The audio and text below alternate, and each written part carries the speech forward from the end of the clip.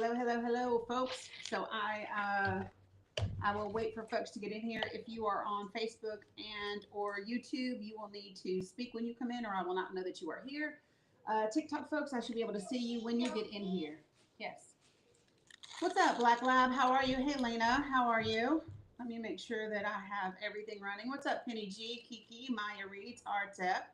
Nice to see everybody. Happy Monday to you. Hey, Red Hot. What's up, Auntie Tip? Hey, Grammy. Good morning, good morning, good morning, everybody. Again, if you are on Facebook or YouTube, you will need to speak to me or I will not know that you are in here. You've been waiting. I'm here. I'm here. What's up, Farah? Good to see you. Hey, Morty96. What's up, Crystal Leggett? Becky, good to see you. Hello, hello, Veronica. Here, Mila. Hey, Katrina. What's up, Lydia? How is everybody? What's up, Conchita? Y'all doing all right this Monday?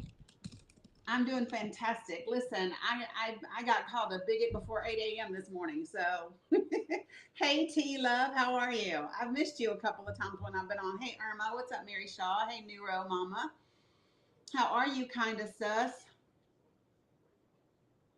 What's up, Blue Nevada, Cali Vet? Make sure if you are on Facebook, yes, Sherry, or YouTube that you are speaking when you come in, or I will not be able to see you because it doesn't like show me when you join. It just shows me when you comment.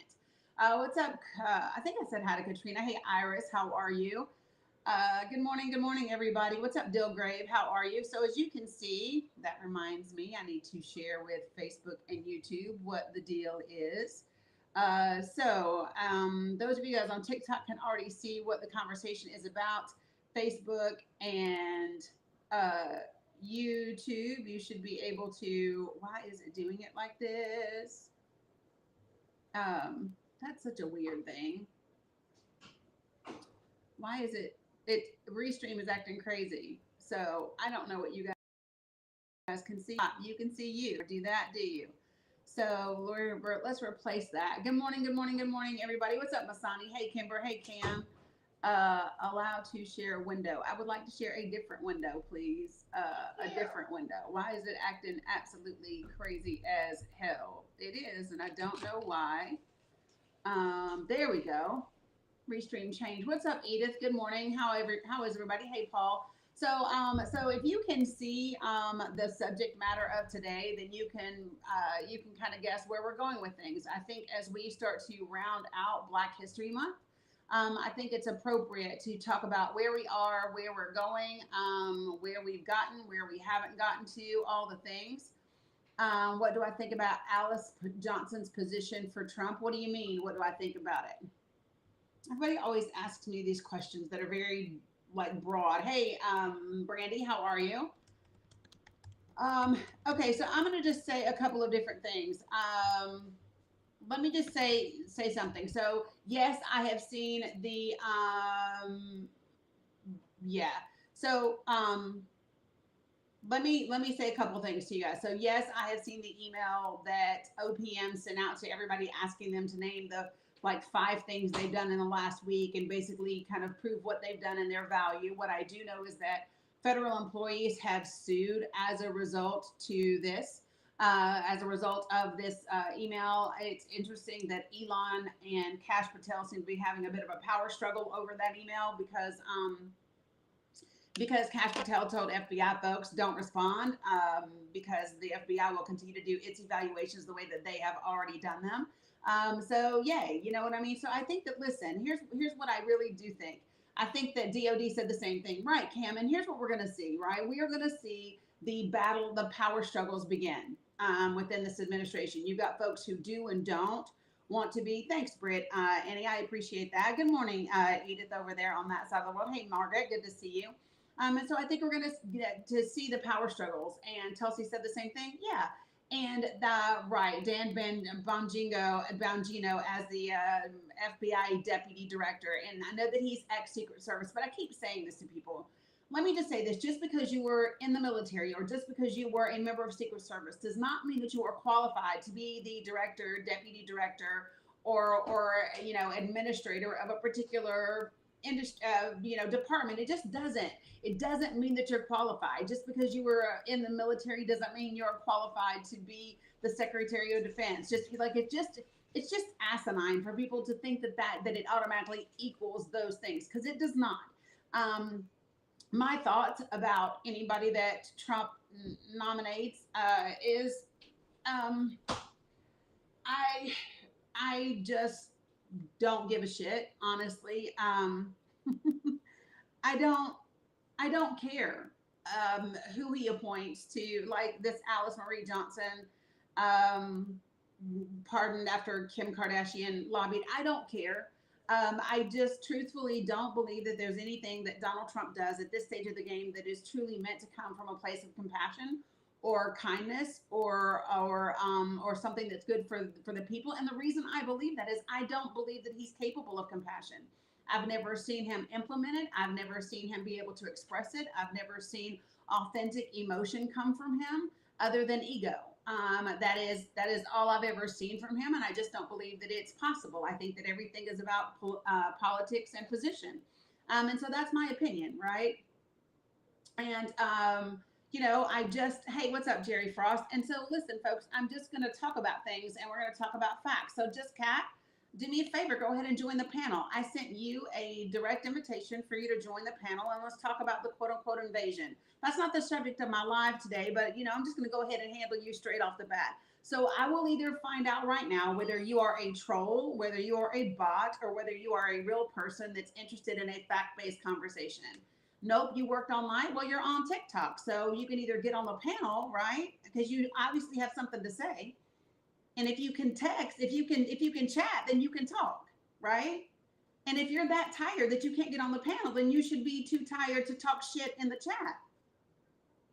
Like, I'm just saying, I will be respectful. I will be kind. What I have a really hard time with is people running them jaws in the comments and then not able to actually, take accountability for the words that you speak. We can be respectful. We can have a fact-based conversation. We can do all of those things. But it's just, I'm gonna ask you to kind of, get on up here, right? I don't get nervous over the word invasion. I know what the word invasion actually means. The fact that you are using it right now tells me you have no clue what you're talking about. Which is not like all that surprising. Here's what we know. We know that in the United States of America, about 54% reads at a sixth grade level or lower. We understand that in today, a lot of people use verbiage because it is a hot button word or that they hear it regurgitated on different news media outlets. But they don't actually have a clue what they're talking about. We understand that. I know that. I'm not scared of the word invasion because I know that we're not under an invasion. We're not being invaded, right? If you want to know about, sixth grade, good vibes. Now, if you want to know about invasions, you can ask the people in Gaza. You can ask Palestinians about that, right? You can ask the folks in the Ukraine about invasion, right? Those people understand the word invasion because they've actually been invaded. The United States of America has never been invaded except by Europeans. Like, that's it. Just so we're clear. So, that's kind of the way that works. Hey, good morning, Thea. Good to see you. So, those are just facts. Okay. So again, what I'm gonna share with you, and Truth Over Narrative, you're welcome to join the panel as well. Your ass keeps coming in here. I swear, you either have there's some sort of subconscious burning desire to learn truth and facts, or maybe you have a crush. Or thanks for subscribing, Neil. Right? Something's going on because you keep coming here, Truth Over Narrative. And here's the thing. I don't keep going into places where I don't like the people, or I think that they're wrong, or I think that they are using, misinformation. Like, I just don't do that. It tickles me when I see people keep coming back. Whether you know it or not, there's something in your heart that says, she's telling the truth and I need more of it. That's what it is. That's what it is. Now, for folks like Just Cat in the comments who swears up and down she worked all night, so she's too tired to join the panel, but she is typing like her life depends on how fast her fingers can go. My position on folks like Just Cat is pretty simple. Give me a second. You good, Mila? Huh? Yeah. Are you sure? Okay. So hold on a second. I got something for Just Cat. Are you ready? Oh, because obviously this is the way we're gonna do things today, right? Whoops, hold on. I need to make sure that I am in the right place, in the right space. There we go. Here we go. So let me see if I can share a little bit with y'all. You ready? And we'll kind of see if Just Cat can understand, right? Oh no, I didn't, sweetheart. What I said is it's so listen, listening for comprehension is a great thing, truth over narrative. What I said is I don't go in spaces where I feel like people are spreading misinformation. So why are you coming here since you think that I do that? That's what I said. Bless it. Bless it. It's okay though. So Just Cat, this one's for you, love. This is for you. You ready? Do you know this one, Just Cat? Do you know this one, Just Cat? No, you don't know this one?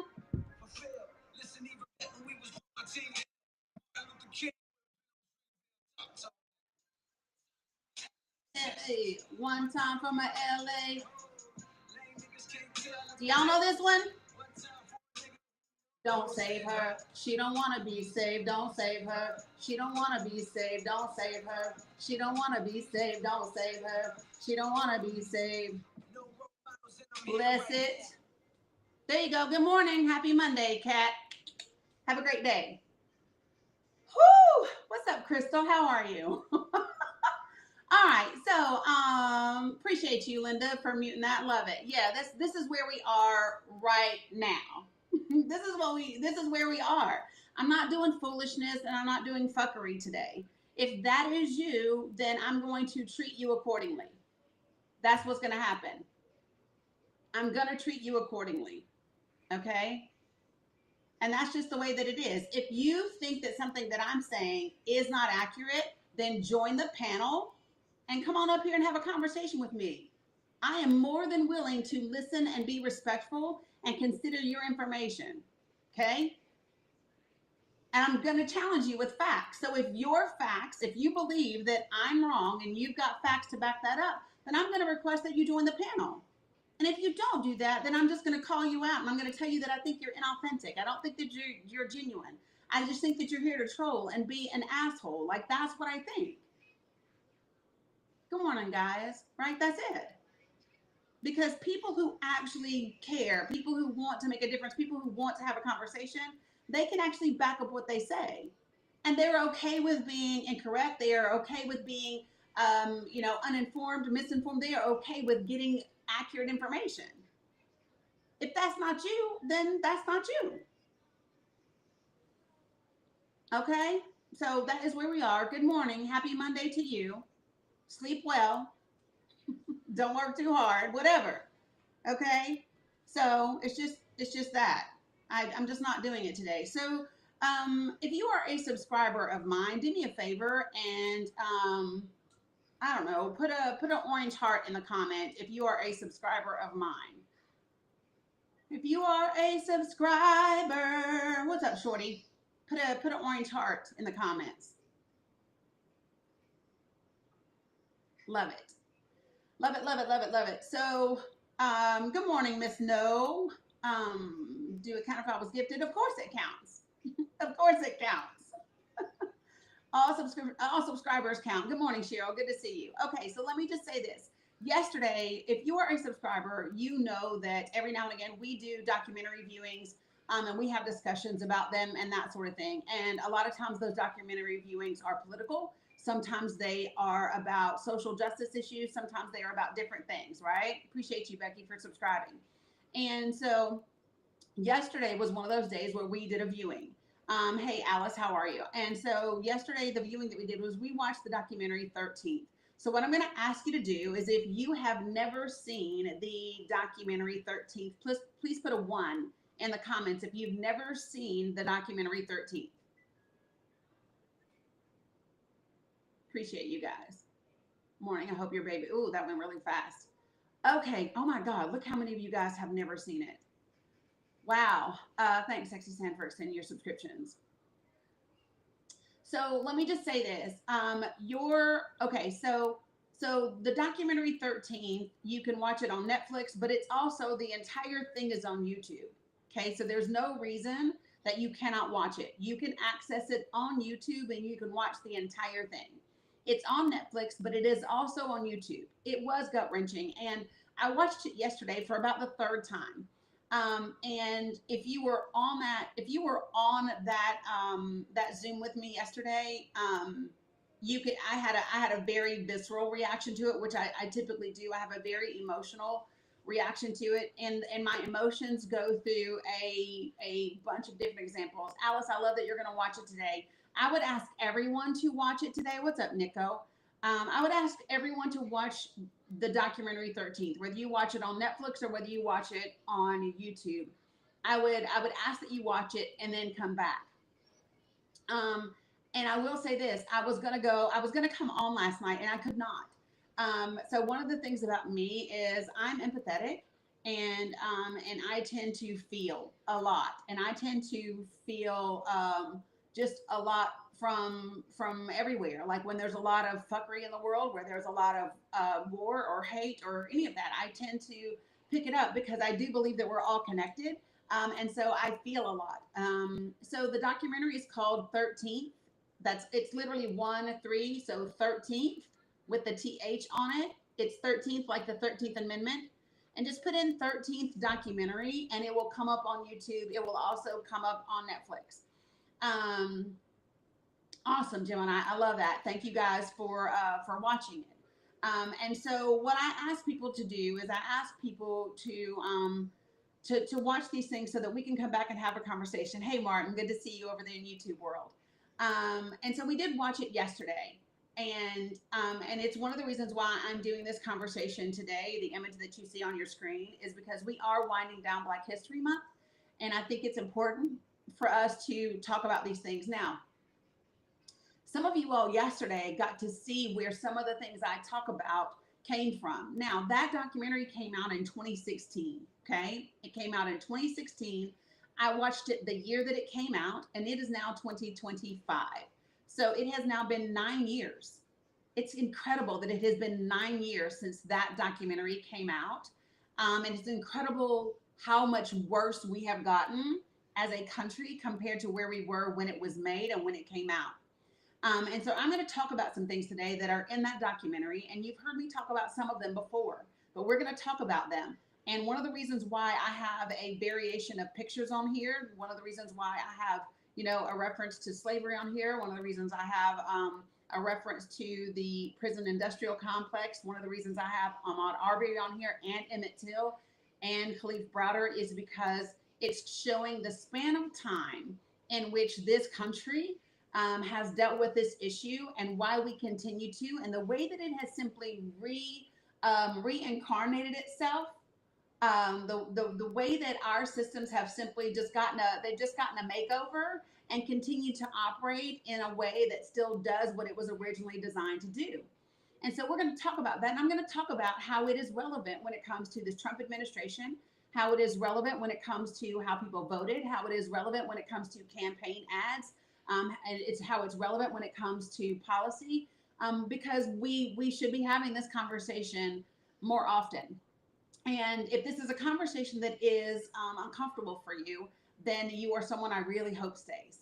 I really hope that you stay here and hear this conversation if it's uncomfortable for you, because we need to be uncomfortable. We need to sit in the discomfort until we determine how we change it. And notice I did not say fix it. I don't want us to fix anything. I want us to get rid of what is not working, and I want us to create something brand new, something that is different, something that actually works. So I'll share with you what happened on my Facebook page today. So there's this guy, he loves to chime in and say things when he disagrees with me, which is often because I tend to have a progressive standpoint about things. I tend to have a human focused standpoint about things. So I would rather us, treat each other as human beings than enemies. And so that's the place where I come from. And so he tends to disagree with me often. And I don't really know even how he found me or why he follows me, because all he does is comment on my page to disagree. I don't know. Maybe he's got a crush like Narrative Boy. I don't know. But anyway, so I had shared a video yesterday, and it is a video of, thanks Edward. It's a video of oh my God, Hughley. Why can't I think of the man's first name? Hughley. Oh my gosh, I can see his face and everything. My brain just went mush, but y'all know who I'm talking about, right? DL, thank you, Jesus. Thank you. So DL, thank y'all for having my back all the time. Appreciate it. And so DL was talking, and he's in the room and he's being interviewed, and there's a couple of other black guys that are there, and they're all celebrities, they're all famous in some way or another. And he has this conversation, and he says, you know, listen, we all made it because we had some sort of skill. He said, and there are a lot, he said, but we are judged on the exception. Listen to this. This is so fucking spot on. He says black people are judged by the exception. It's, well, he made it out. Why can't you? Right? White people aren't judged by the exception because they don't have that same exception. They don't have that same, it's a rarity to make it out. They typically start out. There's nowhere for them to get out, right? Unless they happen to be poor and white, and then that's still very, very different. Thanks, Mal City, I got it, right? And so he talks about this, and he said, you know, and the thing is, there might be guys in the hood that are just as talented. Maybe they sing as well. Maybe they play ball. Maybe they're just as tall. But there's another skill that they don't have, and that prevents them from getting out. And he said that, you know, there was several of them. They were going on tour, or they were going to a show or something, and they were on this plane. And of course, they were in first class, and this white woman boards the plane, and she sees these 3 or 4 black guys in first class. And the first thing she says to them, no, the documentary is 13th. The first thing she says to them is, y'all must be famous. Now, why is that? Because only black celebrities are rich, typically. You don't see a slew of, like, we don't have like too many black Bill Gateses or Jeff Bezos or whatever, right? Because typically, and I said this the other day, right? When we talk about black people being, there's black billionaires or there's black whatever. Typically, the fastest way and the primary way that black people become wealthy in the country is by entertaining white people. Whether we are your sports players, whether we are your musicians, whether we are your, right, whether we are whatever, that typically is it, because all the other ways we don't have the same level of access. This country has always relied upon black people to entertain you, to entertain and be your economic system.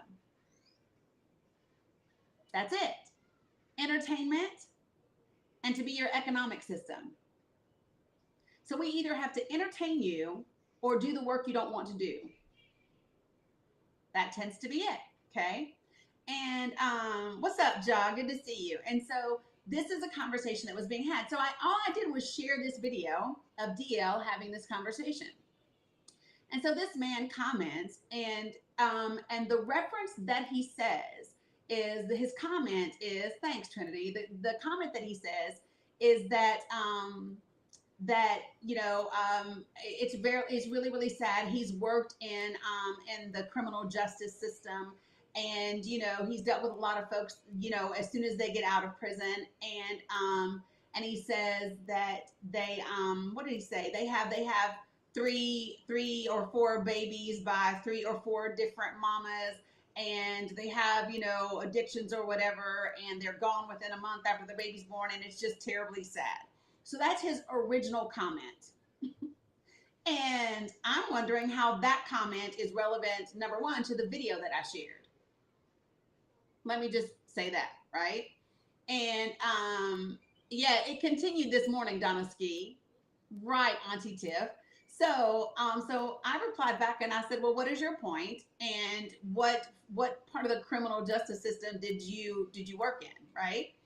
And so he comes back and he talks about this he's worked in this system and that system, and he's done work with this and whatever, whatever. Yeah, that's what I said, Donna Ski, because he said he's been in the correctional system, right? And dealt with people on probation and in the correctional system and whatever. And I commented back and I said, well, you're not in criminal justice. You work for the industrial prison complex. That's what I said. And he didn't like what I said. And so then he came back with this long, long, long resume of all these different people he's worked for, and he's supposed to be a human trafficking expert and all this other stuff. That's exactly what I said, because that's what I meant, right? And yeah, he gave his whole damn resume, which I give zero fucks about.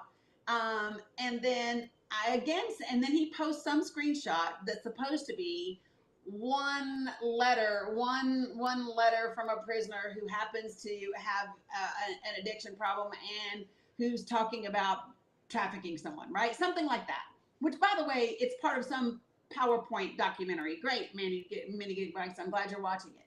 And so I literally said, I don't care about one letter from one person. I don't care. I said, what I know is, the problem is that the system, it's not a justice system at all. And I said, what irritates me is people like you who work in the system with never seeing it, right? If you don't know where it came from, how it got there, and what it does, right? You've never seen it, so like truly seen it. So Jenny, hold on a second, please. And so I just said what I said, and so he replied back and said, "Hey, Allie." He replied back and said, "You are a bigot." And I replied back and I said, nah, but I'm definitely prejudiced when it comes to this subject because I actually am well informed on the facts of the prison industrial complex. So yes, I am prejudiced when it comes to it. I'm not bigoted, right? I don't assume that every person in the prison industrial complex is an asshole or hates people or is whatever. But I do have a negative prejudgment about that system, right? And that's what prejudice is. Prejudice says I am prejudging, right? Based without knowing, and I am. There is a prejudgment based on right, Freebird, with cause. With cause. What's up, Stacy D? So yes, I am prejudiced when it comes to that system. The same way I'm prejudiced when it comes to the police. The same way I'm prejudiced when it comes to the judicial system. The same way I'm prejudiced when it comes to just pretty much most of the government, because historically what I know is this government gives zero fucks about people that are heavily melanated or come from brown countries. That's what I know. So don't expect me to be like, oh, I'm sure, the government and white people mean the best for me, when historically speaking, that's not accurate. Good morning, Patty. And I know people might, what I'm saying to you is, if that makes you uncomfortable, I pray that you stick around. What that does not mean is that I hate white people, because I don't. Right? It doesn't mean that I assume all white people are part of this group that means us harm. Nope. It means that my default is you don't get a pass and I don't assume the best, because life has taught me better. And it would be different if things had actually changed. So if you all don't mind, I'm going to share with you, because here's the thing. Every time I watch this documentary, every time, I find myself catching things that I didn't see the first time. And the reason I don't get them the first time, what's up, Jungerly, is because other parts of that documentary have made me so angry or so sad or so frustrated or so at a loss that in those moments, I missed something else that's being said. So this time, being my third time watching it, I thought, okay, girl, let's take some notes. So I literally took one, and these are front and back pages. 1, 2, 3, 4 pages of notes. 3.5, technically, right? I took those so that I could make sure that I articulate the things that I want to say properly and that I had the facts written down. What's up, Amanda? Good to see you. And so I want to talk about a couple of different things right off the bat. The documentary Jack Jack is 13th. It's literally based on the 13th Amendment, but it goes into so much more than just the 13th Amendment. Thanks, Lisa Davina. I appreciate that. But it's 13th. And like I said, if you do not have Netflix, you can watch it on YouTube. Hey, Karen Cole, love you back. So, um, one of the things that it talks about, and golly, it's just it's so much. So to understand one of the very first things that it talks about is to understand where we are today, you have to understand how we got here. And the fact that oh, Linda, you accidentally got good vibes. Okay, you unmuted her. Thank you. She was trying to pin your comment. Um, yeah, David, I know. We talked about that briefly already. Yeah, right, John. We have to talk about the through line. Um, she didn't mean to get you. She was trying to pin your comment. Okay, so when we talk about these things, so one of the things that gets me, because then this guy goes on to tell me, that the guy that I was talking to you about on Facebook, he says, I put a lot of people away for a very long time, and I'm very proud of that, right? And all of that. And here's my thing. Why is that something that you're proud of? Because I would think that if you are truly in the business of criminal justice and criminal reform, you would be most proud of people that you rehabilitated. You'd be most proud of people that you kept out of the system. You'd be most proud of people that, were able to, prove that they had paid their debt and they would be ready to move forward in society, right? That's what you should be most proud of, if that's where your heart is. But one of the things that was said yesterday in the documentary that really stuck out is it said, listen, if the United States of America was truly interested in criminal rehabilitation, we would hire teachers and social workers, right? And psychologists and psychiatrists for our prison systems, and not officers. Follow me? What's up, Tommy D? You feel me? Because those would be people who truly understand human behavior. Those would be people who understand what people looks like, and how people act, and what it does to have someone in conditions that you would not keep your pets in, right?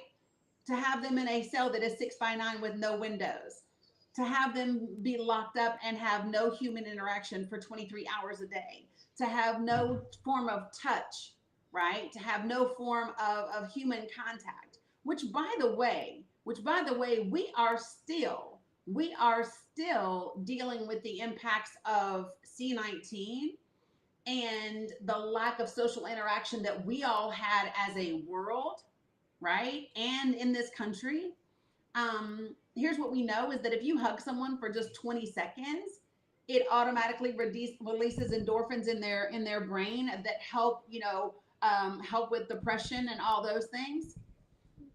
Okay, but I don't want to go down the C-19 road. But the bottom line is that the lack of human interaction is a bad thing for people, and we keep human beings that are in prison and in jail in conditions that we would not keep animals in, right? So, well, yeah, Tony, let's talk about that. Let's talk about that. I went ahead and sent you a request to come on up here, Tony. Because whenever people use little slogans, I really want to have a conversation with you. Hey, Tony, so you just said, let me make sure my phone is turned up so I can hear you. So you made the comment, don't do the crime if you can't do the time, correct? That's true. Okay. And what do you think doing the time should consist of? Well, I think it depends on the crime, but I am not for letting people like Ted Bundy and people like that out on the street. Yeah, but we're not talking about serial unalivers, right? We're talking about the average, ordinary person. So let me ask you a question. So what we know is that we had corporations, right? Like the Correctional Corporations of America. We have that corporation lobbying through an organization called ALEC to propose legislation with politicians who they vote on it by secret, right? To introduce things like mandatory minimums, where you take away a judge's ability to assess the situation, Yeah, to discretionary. yeah, now a judge who is supposed to be the unbiased party, the person who is supposed to be able to demonstrate it and deliver justice. So when you have politicians issuing mandatory minimums where you are no longer able to do those types of things, is it fair to say don't do the crime if you can't do the time if they're not able to consider the circumstances of the crime? What types of crimes are you talking about? I mean, Any crime? well, let's just okay. So let's take this for example. So back in the 80s, what we know is that if a person was arrested with 1 ounce of crack, the sentencing for that was equal to 100 ounces of the powdery version, because the powdery version was for more affluent suburban people and the other was cheaper and it was in oftentimes it was in the hood. Yeah, and you go back further, even with the weed, they would get long sentences. Well, they did that with 3 strikes you're out.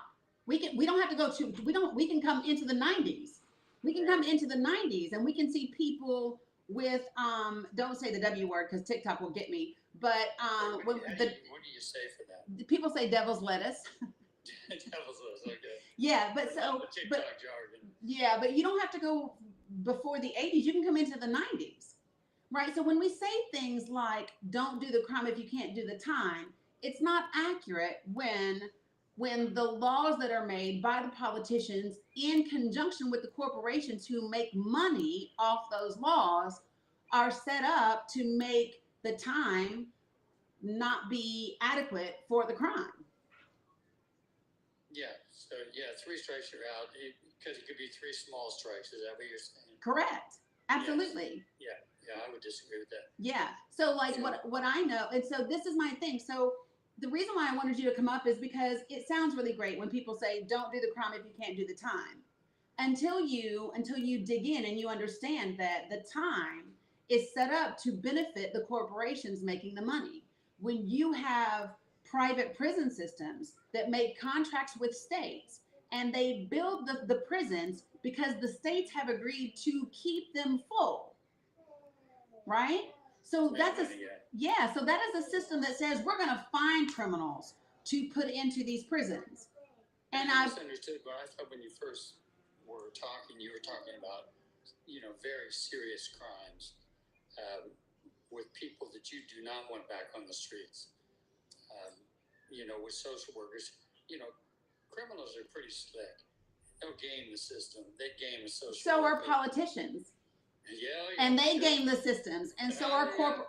But here's the difference. So this is the thing that I really want us to hone in on, because when we say criminals are really slick, we need to understand that we have criminals sitting in corner offices of corporations who are not in the system because they have the money and the connections with the politicians to not get in there.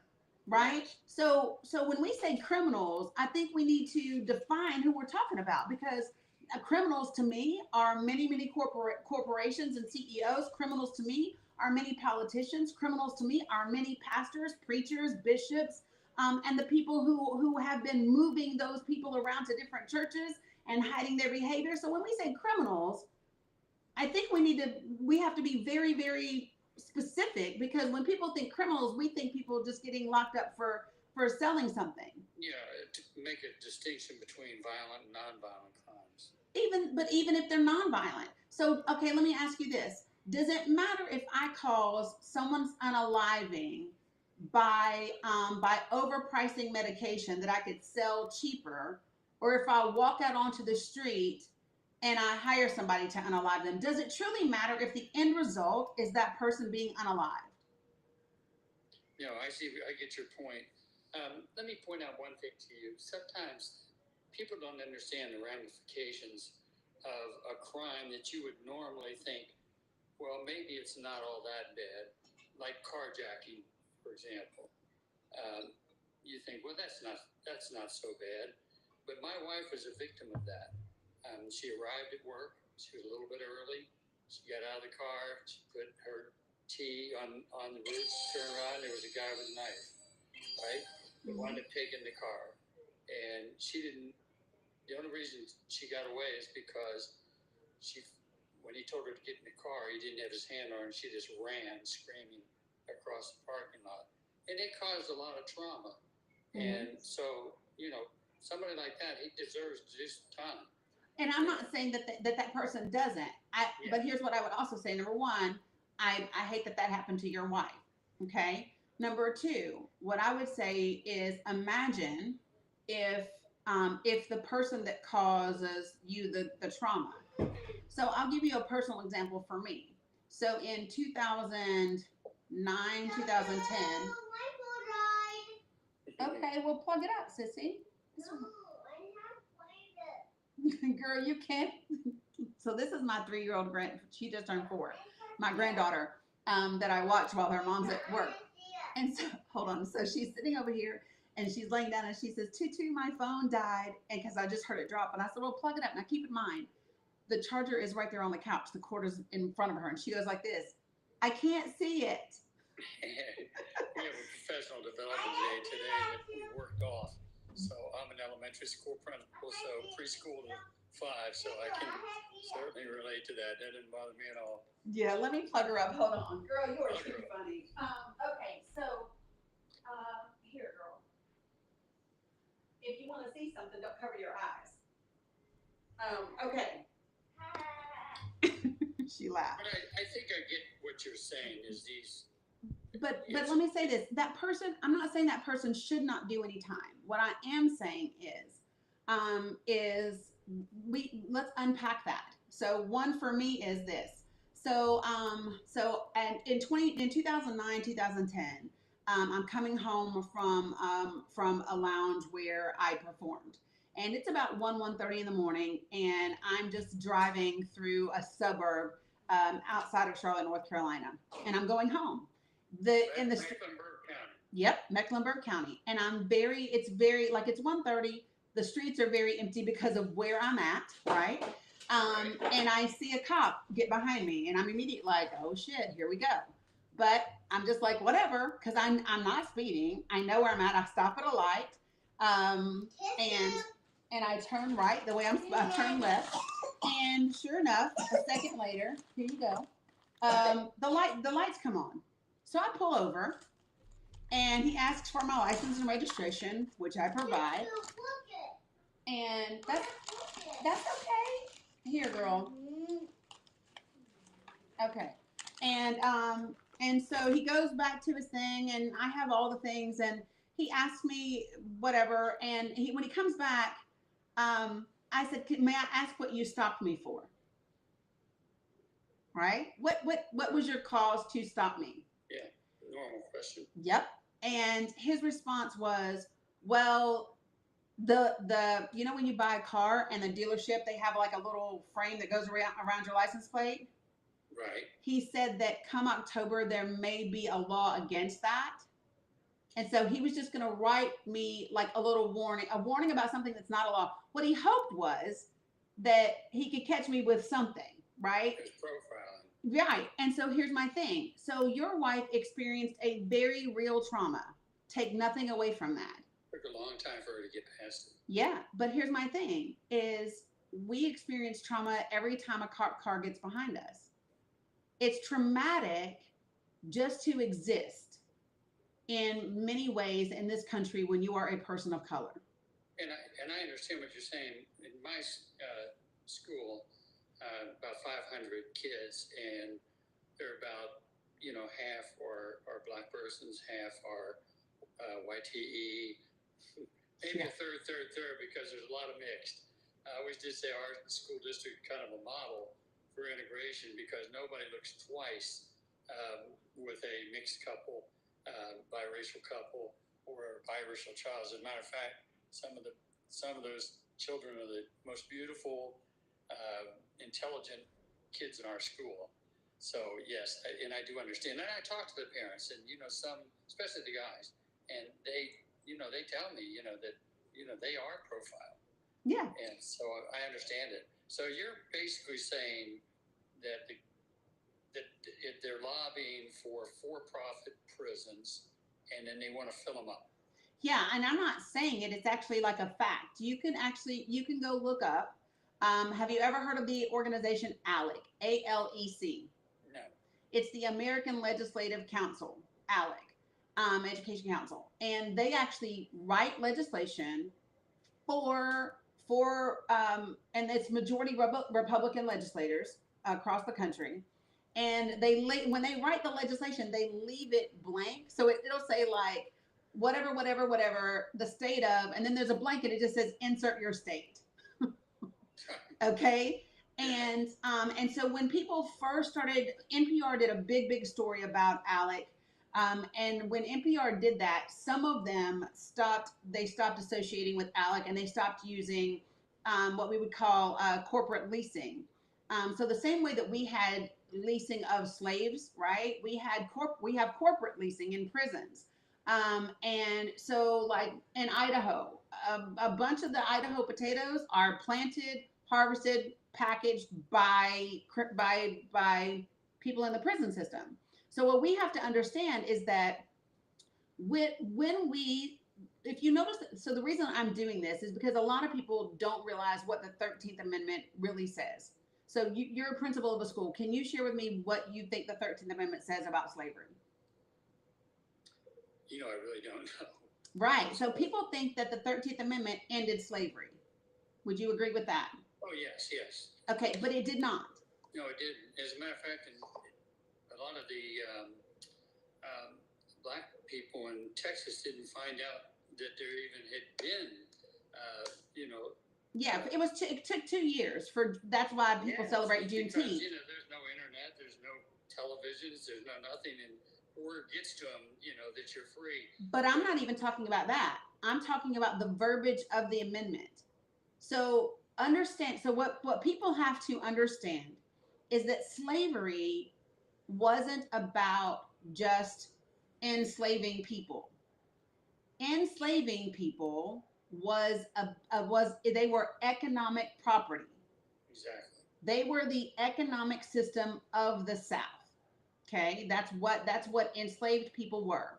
So when you say you can no longer hold people enslaved, that put the entire South at risk, right? And because they had no economic labor anymore.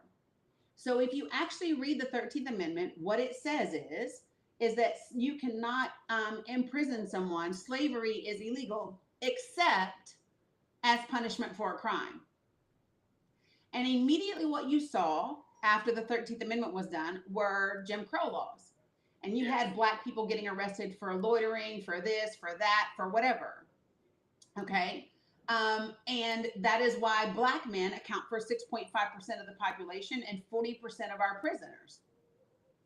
They need bodies to perform labor to this day. And that is exactly how we do it. So the documentary that I'm asking everyone to watch. Yeah, I'm going to watch it. What's it called? 13th and like the 13th Amendment. And you can watch it on Netflix or you can watch it on YouTube. So, yep. Yeah. But it's and I'd add this too, in terms of reparations, there is a point for that. When there was the westward expansion, they were literally giving acres and acres and acres of land away free. Yep. They wanted people to come, unless you were black. Right. Then you didn't get it. And, that accumulated, that's generational wealth because that land eventually became very valuable. It's passed on and on and on. And so there's a case to be made for that. When I first heard of reparations, I thought, no, I didn't do anything. Why should we pay? Yeah. But then, when you dig in a little bit, just like this, I'm learning from this, you dig in a little bit, it's not always as it appears. Do you know who did get reparations when slavery ended? Who? Slave owners. Oh, jeez. They were given money. Not kidding. They were given. That's who got money. Were the people that actually owned enslaved people. They were given money because they were losing these individuals. So like when people say there's if you actually read the document, when the state of South Carolina um, says we're going to secede from the Union, right? And people would love to say that it's not about slavery. Okay, when you read their document, they have a document. I believe it's in my link tree, but it actually states why they are their justification, what brought it on, and what is their justification for leaving the Union. And what they outline first, they compare it to when Europeans left King George. It was that King George and that government was no longer conducive to the people and all of that, right? And and then they go on to say that there were agreements that they made, there were laws that were made as part of this union, and they actually say that one of them was so important that if it had not been included, they would have never agreed. And what it was is there was one of the laws was that if a person who was enslaved in a state got free and went to another state where they were not enslaved, they were not made free and would have to be returned whenever someone staked claim to them. And what happened is and they named these states, they named cities like New Jersey and New York and Connecticut, and they named these states and said, listen, these states are not doing that. They're not giving them back. As a matter of fact, you guys are creating state laws that prevent federal law from us getting our slaves back. And they said, as such, we no longer want to be part of this union. So when people say that it's not over slavery, it is. And South Carolina and all the other states that followed, they actually put it in there. It just tickles me why people don't read. Let me see if I can pull it up for you. South Carolina letter of secession. There it is. All right. You should be a teacher, by the way. People say that all the time. So you can read this at the National Constitution Center. And it is the South Carolina Declaration of Secession. And there's a summary, which I don't read because I don't like to read anybody else's thing. I like to read the full document for myself. Right. But here's what the beginning of it is them building their case. They're saying the same way that we justify leaving King Edward is the same way we're going to justify, leaving the Union. And this is what it says. The parties to whom this Constitution was submitted were the several sovereign states. They were to agree or disagree, and when 9 of them agreed, the compact was to take effect among those concurring in the general government, as the common agent was then invested with their authority. And if only 9 of the 13 states had concurred, the other 4 would have remained as they were, separate, right? Sovereign states, independent of any of the provisions of the Constitution. And in fact, 2 of them did not accept them until long after, right? But then it says this: we hold that the government thus established is subject to the 2 great principles asserted in the Declaration of Independence, and we hold further that the mode of its formation subjects it to a 3rd fundamental principle, namely the law of the compact. We maintain that in every compact between 2 or more parties, the obligation is mutual, that the failure of one of the contracting parties to perform a material part of the agreement entirely releases the obligation of the other, and that where no arbiter is provided, each party is remitted to his own judgment to determine the fact of failure with all its consequences. And they said, in the present case, the fact is established with certainty. We assert that 14 of the states have deliberately refused for years past to fulfill their constitutional obligations, and we refer to their own statutes for the proof.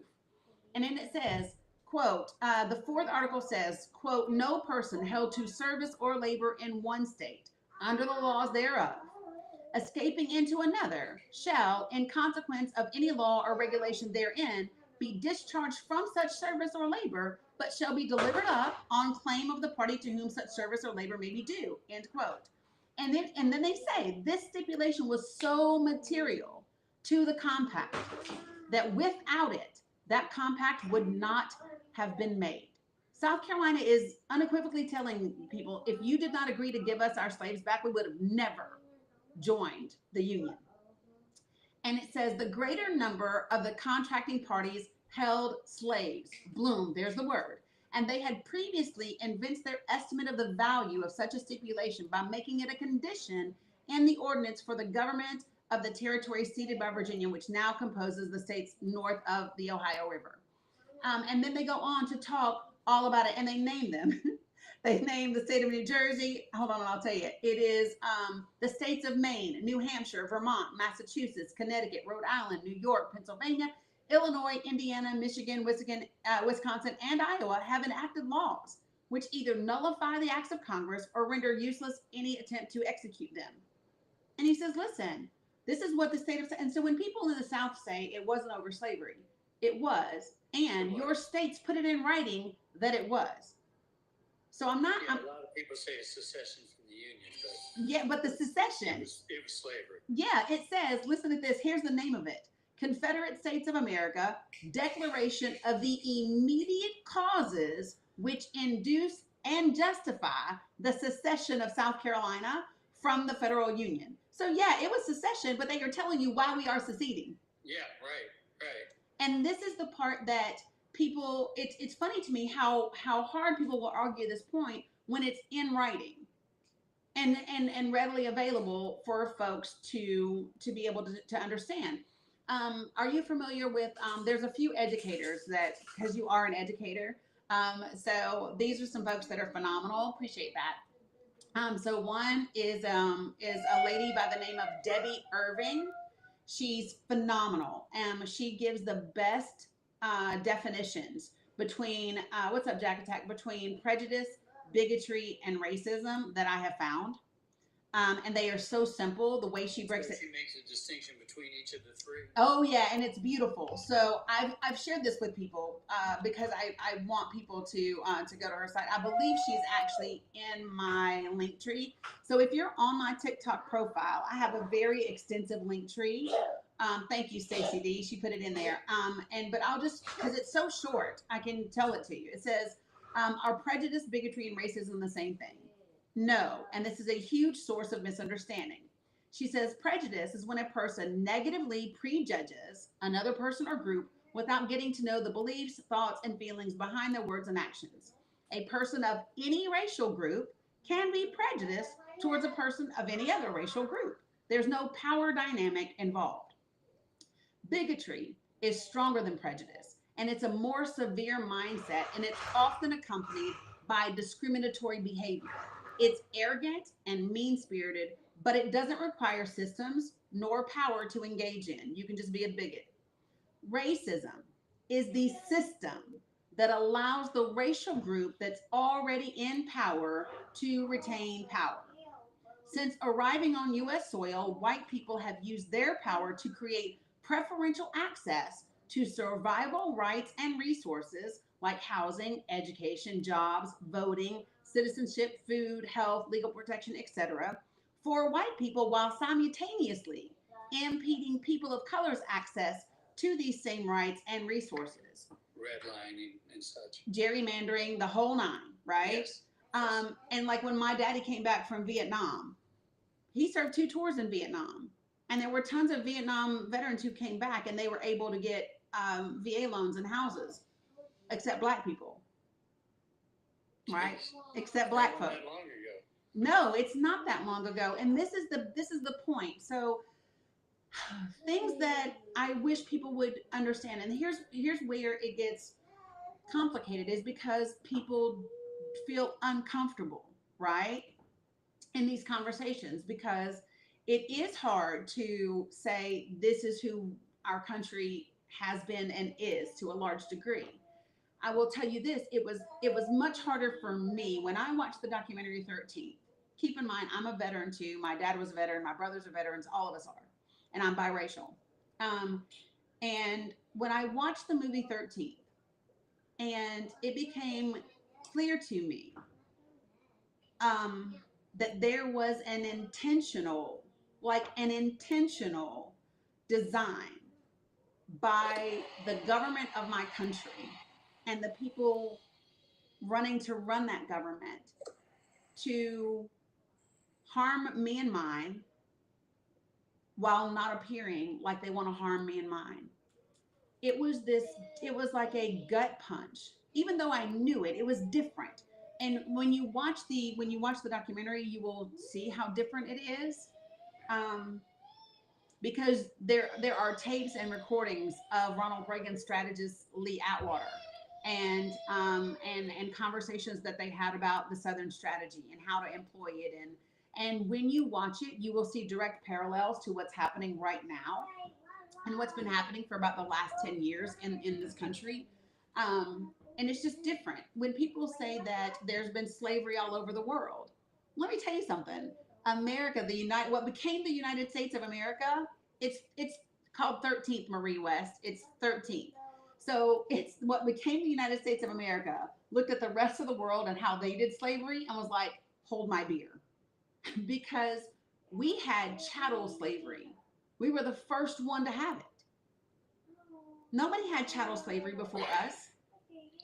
What did they use? What did they use? I mean, they had slaves. Yeah, but so okay, so for example, in many countries, like for example in Africa, if somebody was taken as a slave, it was part of a conflict, a tribal conflict, a tribal war, a tribal whatever, right? And and those people weren't considered property. They weren't considered less than human beings. They were still, and about 2/3 of a vote, huh? correct. And their children were not automatically enslaved. Their children weren't automatically property. Those are things that America did this. What became the United States of America all on its own. Which a lot were born from their masters. Yes, like so. This is the thing. So okay, so if you remember the very first birth of a nation that perpetuated this violent idea of the dangerous black man who's going to, in Emmett Till's case, right? Who's gonna grape a white woman, right?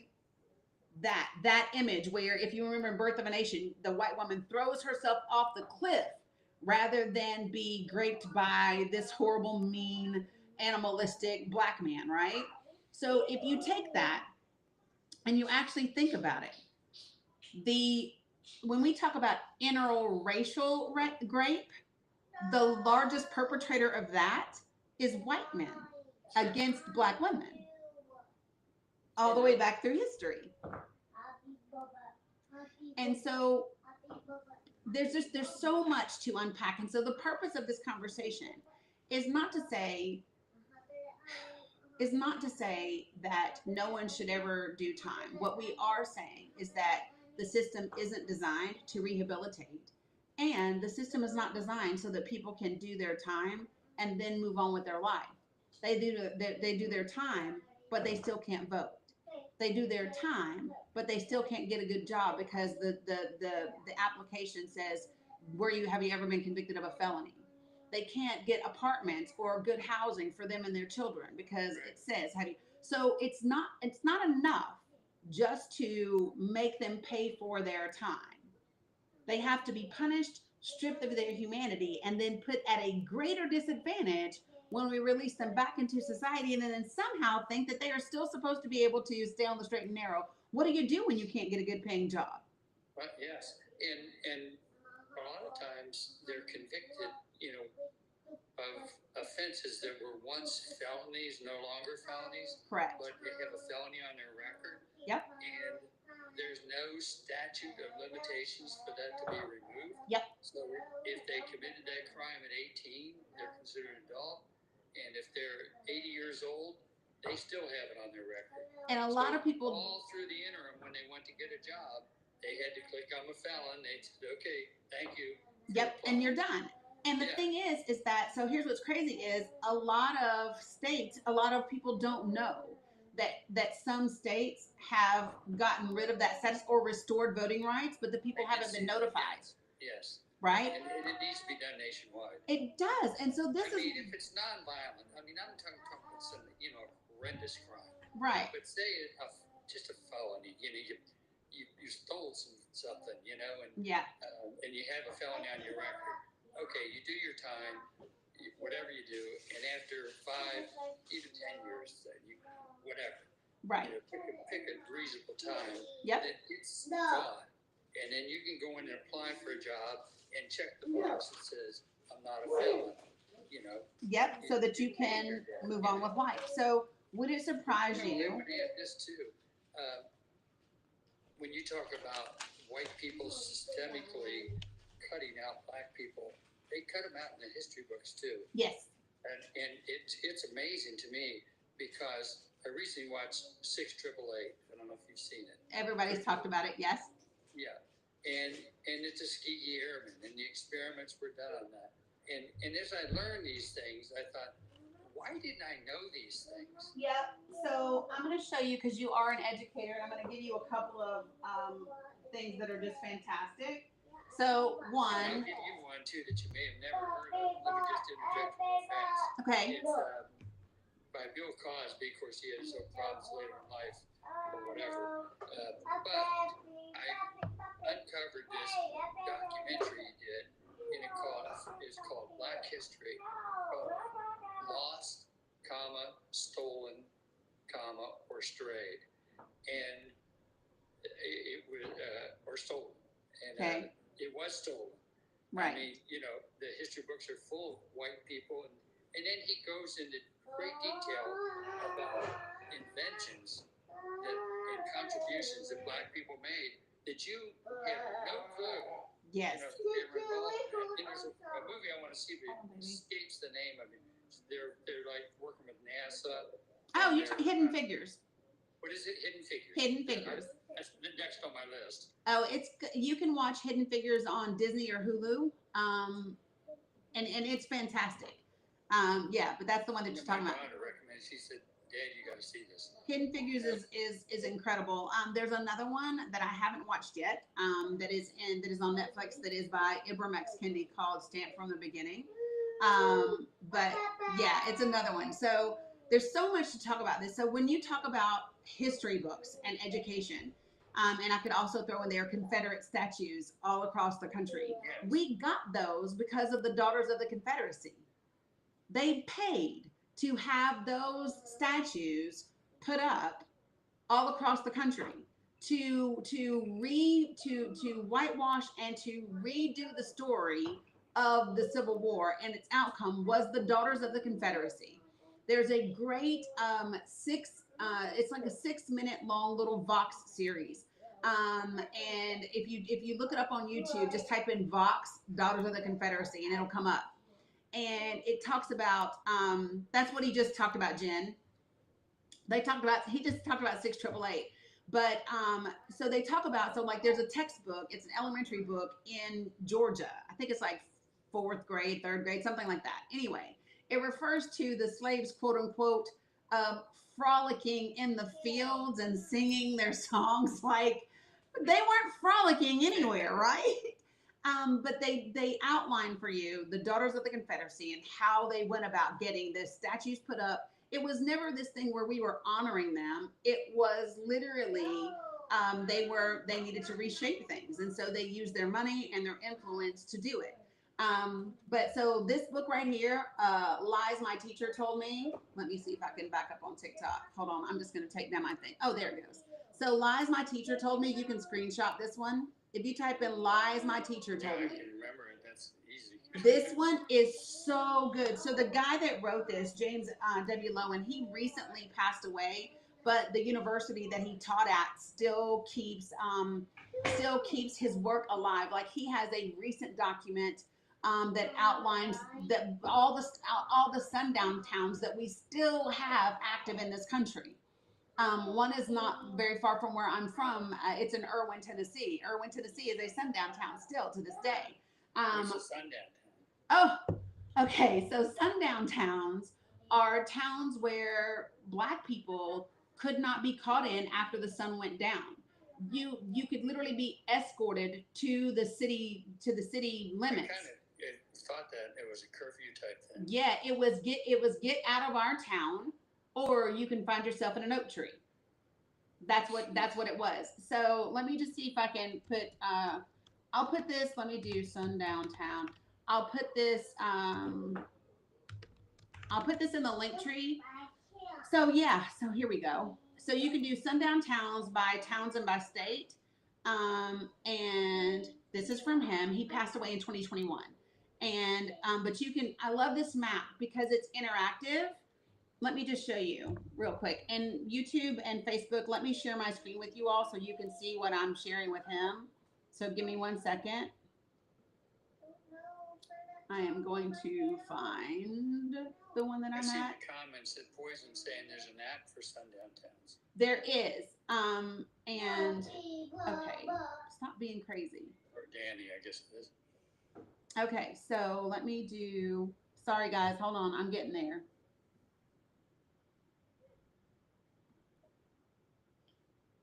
Okay, Oh, that's so you. That, oh. yeah, I so didn't realize that. I just saw it at the top.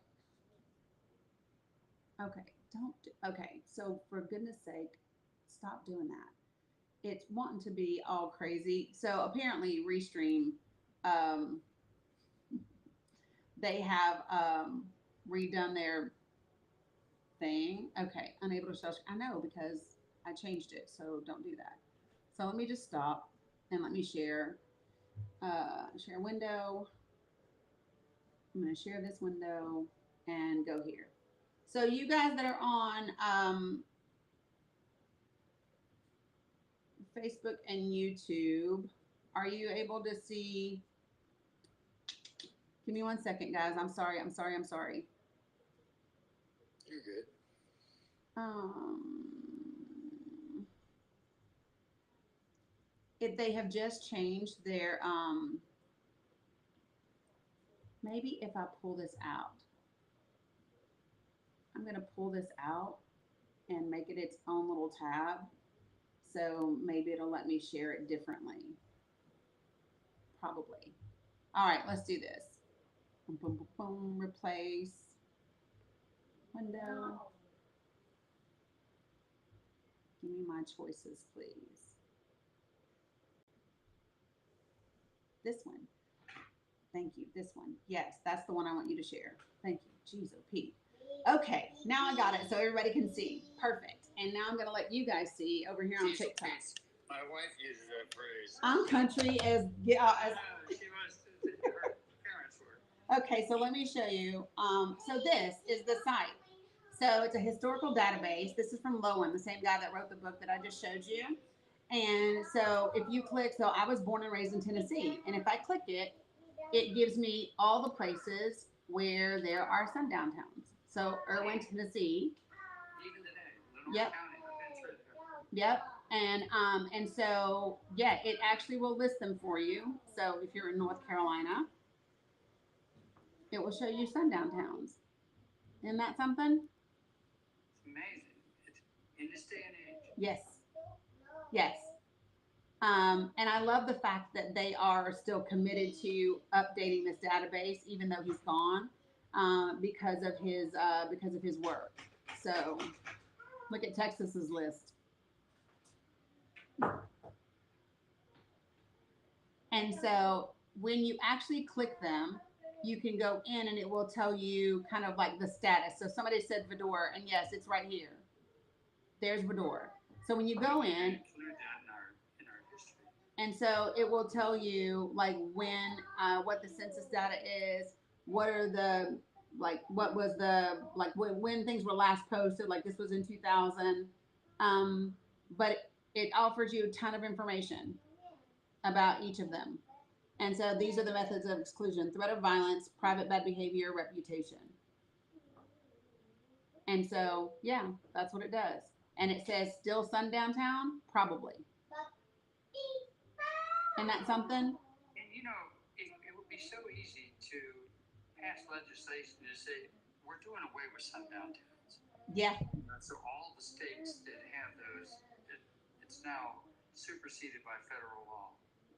Except that we have someone in office that wants to get rid of pretty much of our federal protections, right? So these, yeah, that's what they want to do, right? And so the reason why let me ask you a question, Dan. I think it's Danny, isn't it? Yeah, it's Danny. Yeah, Danny, what do you think the root cause of crime in the inner city is? I think the root cause of crime everywhere is poverty. Poverty. Yeah. I agree. I think it's poverty. And I think lot of times kids, a lot of times they come from, single mom homes. Matter of fact, the mom's not in that great a shape, and usually you have granny or auntie. They call them aunties. It was a revelation to me when I first became a principal that how, even if the mother's in the home, the mother, the auntie, or the grandmother are almost interchangeable. Yes. So if I would have a conference, one of the three would show up, but they each seemed like they had the same authority, and like a village, I thought that was odd because we don't have that. I mean, we have grandmothers and aunts and that, but they wouldn't go to a parent-teacher conference or. So my other granddaughter, who is at work, who is at school right now, she's 7. She was born at 26 weeks. She weighed 1 pound and 3 ounces at birth. And so she has an IEP, and she has someone that works with her just because she processes differently. Which is a little scary about the Department of Education, which I have learned that takes an act of Congress to abolish it. It does. They've introduced to do it. That was the scariest part. I knew they could do, like, we have free lunch and free breakfast, and we do that for every student because we're a Title I district, and we do it during the summer. Yeah. And so I was worried about that, and then I thought, well, they could move that to the Office of Management and Budget. They said, but I thought, what about these IEPs? So what about this extra funding? Yeah. That we get, if they do block grant to states, but what if the states say, well, we're going in a different direction? Well, and that's the thing. So what I was going to say is she has her review coming up, right? I'm going to the meeting. I've been invited, and my daughter is attending. So both of us are attending her IEP together. I'm on the emails that come from her teacher or her IEP teacher. So, the thing about it's a cultural thing with us. Our communities, it was a necessity, and it's our community. It's the way that we are, brought together. It's the way that we do things. So, it's a cultural thing. But yeah, we are pretty much interchangeable. We operate more in a village. And I've seen a lot sense. of mothers, and they have, I guess you could say, D issues, if you know what I mean. Mm-hmm. And the grandma generally will do the raising. And I remember this grandma that every time the kids were with, when they were with their mom, they came in, they were dirty, they didn't have their homework, they didn't have anything. And they with her, they were always clean, Mm-hmm. always had their homework, politer, and this sort of thing. And I asked her one time, I said, what's going to happen when the grandparents fade out of the picture? Mm-hmm. She said, Dr. Ross, God help us. Yeah. Well, because it does. And so the thing about, my brother is on Facebook talking about you were a huge help with my kids. Yeah, because I did a lot with my niece and nephews. It's just kind of like what we do. And so I think that, it's because we had to. When people talk about, so all of these things are places of intersection. And I changed my last name so I didn't dox myself. Yeah, no worries. But so when we talk about, he was talking about party favors, guys, things like the devil's weed, devil's lettuce, and he's talking about party favors. When he says D issues, he's talking about party favors, which where I'm from is predominantly white. And when I say predominantly, what I mean is in our 8-county region, the most diverse county is 91% white. That's where I'm from. And so it's interesting because you don't hear the same stigma that being applied to white people in Appalachia and that might have the same party favor issues as you hear about with people of color in the inner city. One is demonized and one is not. One is a crime. The other is a health issue. And a lot of our parents come from Appalachia and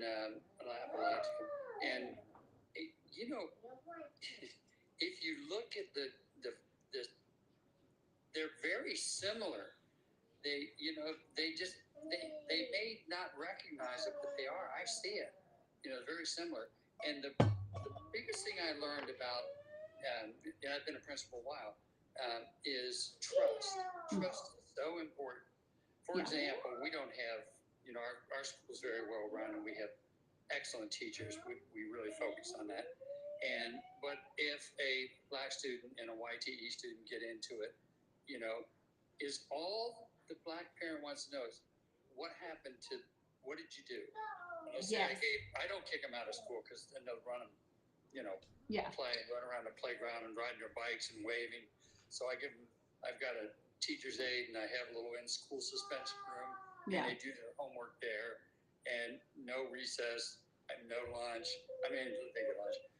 No PE, no library, no music, no art, and that sort of thing. So it's a long day for them, but I said I gave them each 3 days in school suspension. Okay. Yeah. That's all they want. Fairness and trust. Well, and the reason why is, okay, so I'll tell you this. So again, talking about where I just came from. So I'm biracial. I grew up in that region biracial, and it is still very difficult for biracial children and black children in that region. And so back in 2022, 2021, 2022, a couple of the moms had reached out to me with their children in Hawkins County, Tennessee school systems, and about their children being treated a certain way when it comes to teachers, principals, disciplinary measures, the whole things, right? So I talked to these moms and did interviews with them. We did lives like this, and we talked about the issues, and then I provided some resources on the back end. And what I will tell you is, in the last 6 or 7 months, the settlement, and maybe it's been longer than that now, but anyway, in the last year, it became available to everyone because the DOJ joined that case. Now, keep in mind, the local school system, the whole time, I was a pot stirrer, I was a troublemaker, I was a race baiter, I was all the things. They're in the pot. Yeah, but the DOJ joined that case. Needed to be stirred. It did. The DOJ joined that case, and the school agreed to a settlement. So they had a financial settlement because the students held a slave auction at school. One of the sons, he was chased in the bathroom with a stuffed monkey, being called about that, right? So these were the things and he was getting punished for defending himself or for taking up for himself or whatever.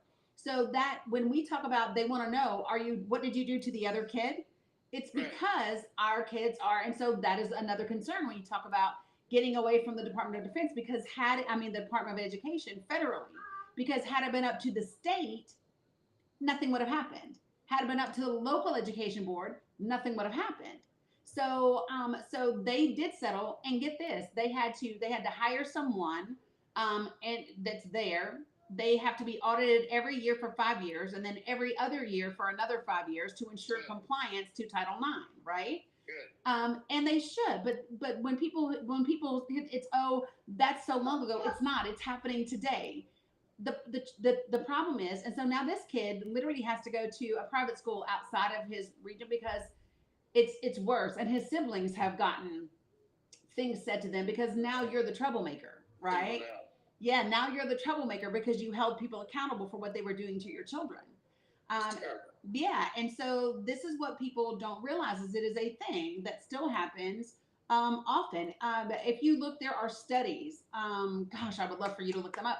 There are studies that talk about Black girls in school. They are it's the school to prison pipeline, but they talk about the rate at which they are suspended compared to white girls and so forth and so on. The numbers are astonishing. But two other books that I'm going to give you real quickly. This one is The New Jim Crow by Michelle Alexander.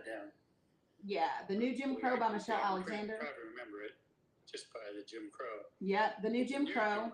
Yeah. Yep, she's mentioned. Which tells me that it's still going on. Oh my gosh, yes, and she's in the documentary 13th that I'm telling you to watch.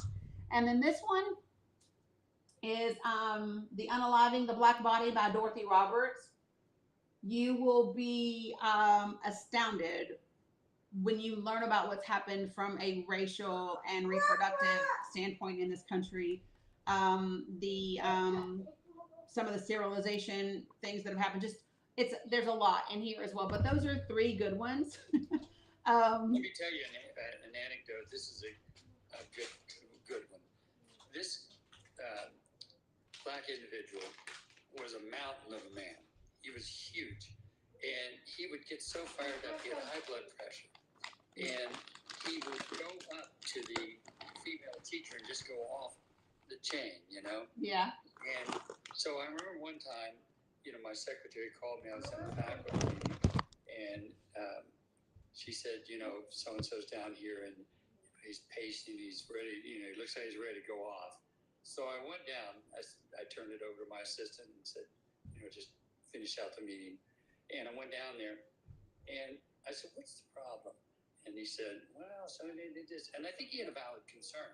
Mm-hmm. And I said, the thing of it is, I said, you are, what, 6'4", 6'5", maybe 260. I said, when you go up into this little teacher's face, it scares her to death. He said, well, I don't know what else to do. I said, well, I'll tell you what to do. He said, because, you're not always in your office, because I pride myself in getting out in the school and that sort of thing. I said, I'll tell you what I'll do. I'll give you my cell phone number. And if you have a concern, you call me and I will meet you, right? Mm-hmm. And then we'll resolve the situation. And that way the teacher won't be afraid and you'll get your problem resolved. He just looked at me incredulously and he said, you do that? And I said, yeah. And I gave him, he never called. He never, I think it just kind of settled him down. Yeah, because he felt like he could be heard. Right. And so I was protecting the teacher who was scared. He wouldn't have done anything to her, I don't believe, but he was intimidating. Mm-hmm. And then, met his concern too. So little things like that. Yeah. But, I apologize for saying, don't do the time if you can't do the crime. But this is what I love about this is number one, I love that you agreed to come up on the panel because some people don't.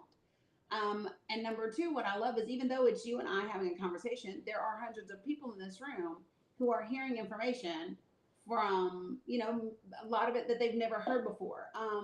There's a couple. And it is a conversation, and it's not like you are, just like sometimes I'll go up, and if they start going off, I just say, hey, I gotta go. Right.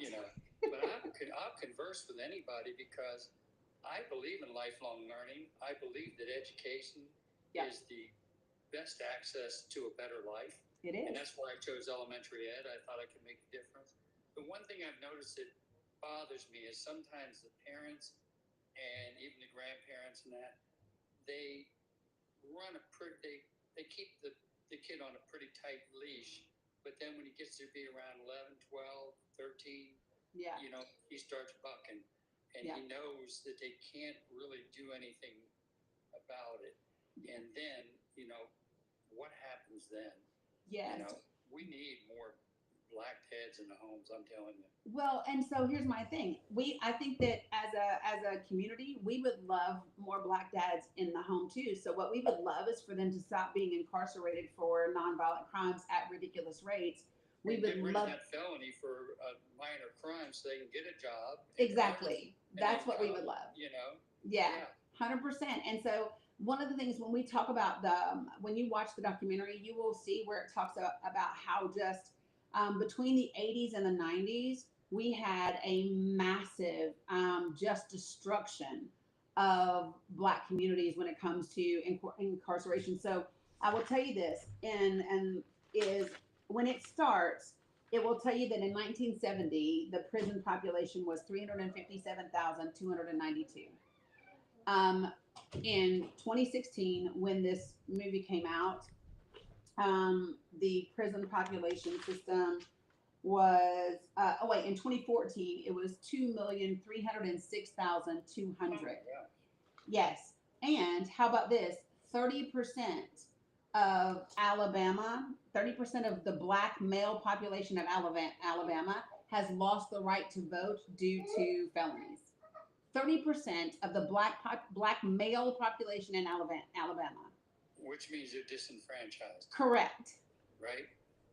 And that seems intentional. It is intentional, and that's the reason. So that's the purpose of having this conversation. That's the purpose of providing information. So like when you're at, why is this my Can y'all still see my Facebook and my YouTube? My link tree looks, I mean, it looks really funny right now. You look fine.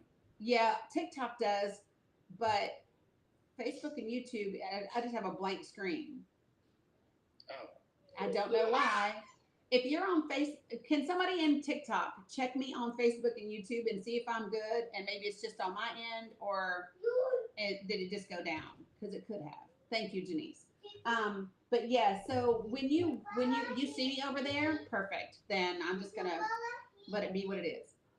Girl, Bella didn't hit you. Bella's at school, and she laughs because she thinks it's funny. yeah. But yeah, so and that's the thing. Awesome, Slim Shady, Yeah, well, perfect. she sounds about 2 or 3. She just turned 4, Oh, and so get her into preschool. We have full day preschool. so that is the goal. It's one of the reasons. Thanks, Stacey D. It's one of the reasons why I finished taking care of my mom. My mom had a major health issue, and then when I decided she needs an Oscar. I went ahead and I chose to live near my grands so that because her mom, number one, she was a COVID baby, right? So she spent a lot of that time just kind of away from everybody, right? And then um, mom works. Mom also is doing her clinicals, her internship, because she just graduated phlebotomy and she's in nursing school. Oh, So nice. yeah, so Tutu's kind of My filling in the daughter's a gaps. nurse, and her husband is not. So, I've learned a lot from him too. And it's great that you all can have those conversations because what I will tell a lot of folks is when folks, yes, baby, you're not what? Your slime? I know it's your slime. Is it? It's at mommy's house. I know you left it at mommy's house. Will mom get it? Yeah, girl, we can go get it. um, You articulate yourself well. her, oh yeah, she does, and she's gotten it's gotten a lot better over even like the last 6 months. I can tell a big difference. She's just going through a big spurt, and of course I still work with her and things like that. So she has a great brother and a great sister too that are she does a really good job. Well, she has a great grandparent too. Well, thank you. I appreciate that. But what I was going And to you say are a teacher, but you're just teaching on a wider scale out there. this is why I love when people say, when people talk about social media sucks. Oh, it finally came back. I can see you guys now again.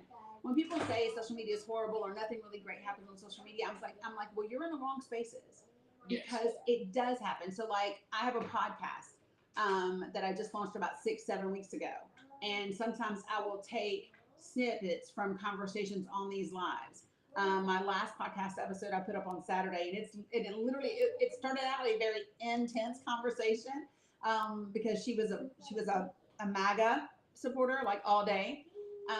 But I love for people to see that you can have those conversations and how you have to bring them.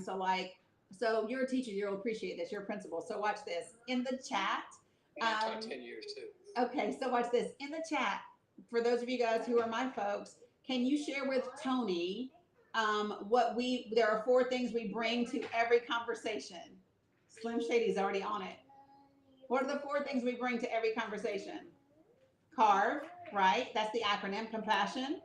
What's the A? Compassion, vulnerability, authenticity, and respect. So what I tell people is to carve, CARV, to carve out understanding in every conversation, you have to bring those 4 things. And if you show up in every conversation with compassion, authenticity, respect, and vulnerability, you can gain understanding even if you don't gain agreement. And the reason why that is so powerful is because if we all have a better understanding of each other, we are less likely to do things and support things that cause harm to each other, right? I heard a professor of mine, psychology, say 3 A's: affiliation, achievement, and affection. Everybody needs those. Everybody does. 100%. Yes. 100%. And I just think so many times that inner city, they just feel like they're on a dead end path, and that they have no future. And there you have the party favors and things like that, because they see no way out. Yeah. And that's why I try to get the educational level such that they can succeed. Yeah. And if you're a bad teacher, you won't make it in my school. Love that. And, I went to a professional development session early on, and I think it was the first year principal, and the person said the fastest way to school improvement, and boy did my ears perk up. He said, is to replace a mediocre teacher with a superstar. Yeah. And I have taken that to heart. And what I've learned is, if you get great teachers, other teachers will bypass easier districts that would be, and go to work here. Yeah. And I always tell them in the interviews, I said, you could go out to this county or that county, And I'm sure it would be a little more lucrative. It would be a lot easier and that sort of thing. But I can tell you what, in those counties, most of them have 2-parent families. They're going to make it with or without you. They have a support system. They have the means. Yeah. In this school, you may be the only thing that stands between a student failing and a student succeeding. So if you want to make a difference, you need to work here. 100%. And that's the thing. It's just like, so people on here all the time will hear me and they'll go, we need you in Congress. We need you in Congress. And then I go, here's the thing though. If I'm in Congress, I'm one person doing one thing. What I get to do in this space, and so like I'm on YouTube, I'm on Facebook, and I'm on TikTok right now, and I have the podcast, and we do, like, people who are subscribed to me, we do documentary reviews. So we all watched 13th yesterday together, and then we had a discussion afterwards. And we do that with, so like we've done that with, How long is the documentary? I want to say it's about an hour and a half, hour and 45 minutes, I want to say.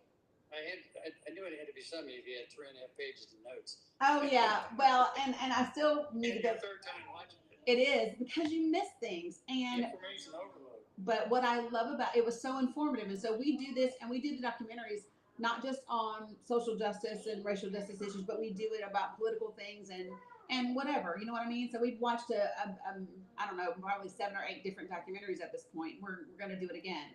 You can watch the documentary 13. It's an hour and 40 minutes. Thanks, RA. You can watch it on Netflix, but it's also on YouTube, so anybody can watch it. Thanks, Darla. So you can watch it on Netflix or YouTube. But I had Netflix, so I'll watch it there. Yeah. So the point is that, I tell people all the time that these conversations are it's how we grow. So here's the thing. The civil rights movement was great because we got things changed, and we changed laws, but we did not change the hearts and minds of many people who oversee, implement, and decide those laws. And if you don't change the hearts and minds of the people running the systems, changing the laws of the system isn't enough. That's why we see sentencing, disparities for the same types of crimes, right? Appreciate you, Linda, for grabbing him. And so, so what I believe is for us to get through to the other side of where we're going now. I believe, yes, we have to have great policies and good conversations about the things that need to change. But I believe we have to have connection more than anything, and so that we can create some understanding, so we can make something new that we have never had. Yes. Not just, I go to some of these places and I won't even go up, because they'll say, oh, you dog walked him, Yeah. What did that do? Yeah. That alienated that person. That didn't draw that person to your way of thinking. Yeah. What draws your way to thinking is to, present facts in a conversational, pleasant way as you do. Now, I can look at you right now and tell you you're an outstanding human being. Well, thank you. I can talk to a person after being a principal and teacher for a few minutes and get a gauge on it. And you really have a heart for this and a passion for it, and you're doing great work. I had a professor that said, knowledge grow in intelligence, what you're really doing is heightening your awareness. And I thought about that for a long time because it didn't make sense to me. Heightening your awareness, but it's true. Yeah. You know, like you've made me more aware of things. Yes. So you've made me more intelligent. So I appreciate it very I much. tell people all the time that ignorance is nothing to be ashamed of, right? So follow me. We are all ignorant about Sure. something, right? But it's aggressive ignorance Yeah. that I have an issue with. And don't get me wrong, like I have dog walked people, and let me say this: if we get there, it's because I've ended up having to match your energy. And you have to do that. yeah, Yeah, no, and I'm sorry, and I see some of these people come up and just say the most awful things, and it's Yeah. like, why would you do that? Would you just go on TikTok just so you can go up and just some of them make do. a slur and then disappear? I thought, who does that? Yeah, many of them do, and they'll come and say things like, "Today I don't have my hair done and tons of makeup or any of that." So like people will come in and they'll make comments about, "Am I trans? Am I this? Am I that? Am I whatever, whatever?" Like just all the things, and it's funny. And don't get me wrong, like I have my fair share of masculine energy when I need it, but you know, Well, you're a strong woman. yeah, I believe in equity. I will give you whatever you need Yeah. to learn the lesson. Well, you gave me what I needed, and Well, I appreciate really you. appreciate it. This was a wonderful dialogue, and I appreciate it. I made a note of everything you said. Awesome. And if you go, when you leave, if you go to my, I'm clicking my face up here. If you click it twice and you go to my profile, I have a link tree in there, and it's very extensive with a lot of the information that we've talked about. And in that link tree, there's also a Google Drive. And in that Google Drive, I have a list of documentaries and books and things that I recommend. So they're in there along with tons of other information. So, but it's been a pleasure. Well, it's been a pleasure talking with you. I appreciate you. You have a wonderful day, and don't let the insults and these people get to you. You know, you just keep doing what you're doing. You're doing God's work. I appreciate it. Thank you very much. All right. Yeah. All right. Have a good one. Bye. So I don't know about you all, but it makes me feel very hopeful that someone like that is in a school system, right? Because too many people that are in our school systems and too many people that are principals and teachers aren't in that way, in that mindset, in that awareness, right? And so I love that. I love that. Because I think every single one of us, you guys have seen that one video of Adele where she's at a concert and all of a sudden she's asked a question, something about her teacher. Appreciate you, good vibes. And the teacher comes down and Adele's just like sloppy crying. She's right. We all can remember the teachers in our life that had that impact on us. Every single one of us can remember a teacher or an administrator that had a tremendous positive impact on us. So like, I can name them at different schools. So it's funny because my first school, I didn't really have it in elementary school. My second school, it was Miss Shutters, and it was John Clark, who was my elementary school principal at Fairmount. So John Clark and Miss Shutters definitely had incredible impact on me. And then in middle school, it would have been Miss Tally. Also elementary school, I have to do Mr. Caudell, who was my art teacher. And then in high school, it would have been Mr. Butcher and Mr. Marshall, you know. But it's picking out the people who have an impact on you for whatever reason they do. Yeah, Roberta Flack passed today. She transitioned today. I saw somebody put that in the comments, but yeah. But if I had to pick one out of all of them, it would be Miss Shutters. Like, if I had to pick one out of all of them, it would be her. We're Facebook friends. Oh, you love Mr. Caudell? Yeah, Terry Caudell was everything. In his blue jeans and his faded blue jeans. Always, right? Yeah. So, you know. All right. So back to kind of what we were talking about. So yesterday we watched this, the documentary 13, that I am, um, yeah, those eyebrows, you know it. But when we talk about 13, and we talk about the 13th Amendment, and we talk about, the fact that there was the clause put in there, right? That slavery was illegal except as punishment for a crime. And then it becomes, so what became criminal? When just being a person of color is now criminalized, um, it makes life very difficult, right? When you go into communities, when you go into the inner city, you will see, and the projects, what do you see?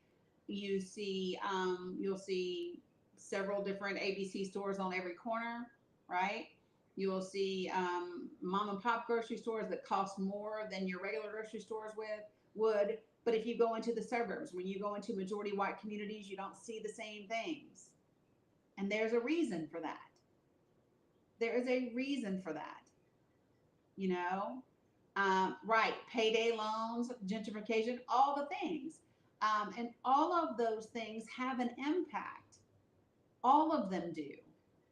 And when you understand that, that the systems are doing exactly what they are created to do, and then all the system is doing is reinventing itself, so that it can achieve the same things but be socially acceptable. So that's what's happening, right? So now when everybody's like, oh, mass incarceration isn't so great, isn't so great, isn't so great. So now they want everybody to have a GPS monitor on and be locked up at home so that you can be imprisoned in your own community, imprisoned in your own home. Meanwhile, the GPS companies, the people who make those things, they make a shit ton of money, and they work with ALEC to have different legislation introduced and different legislation passed. Right? It is the modern day.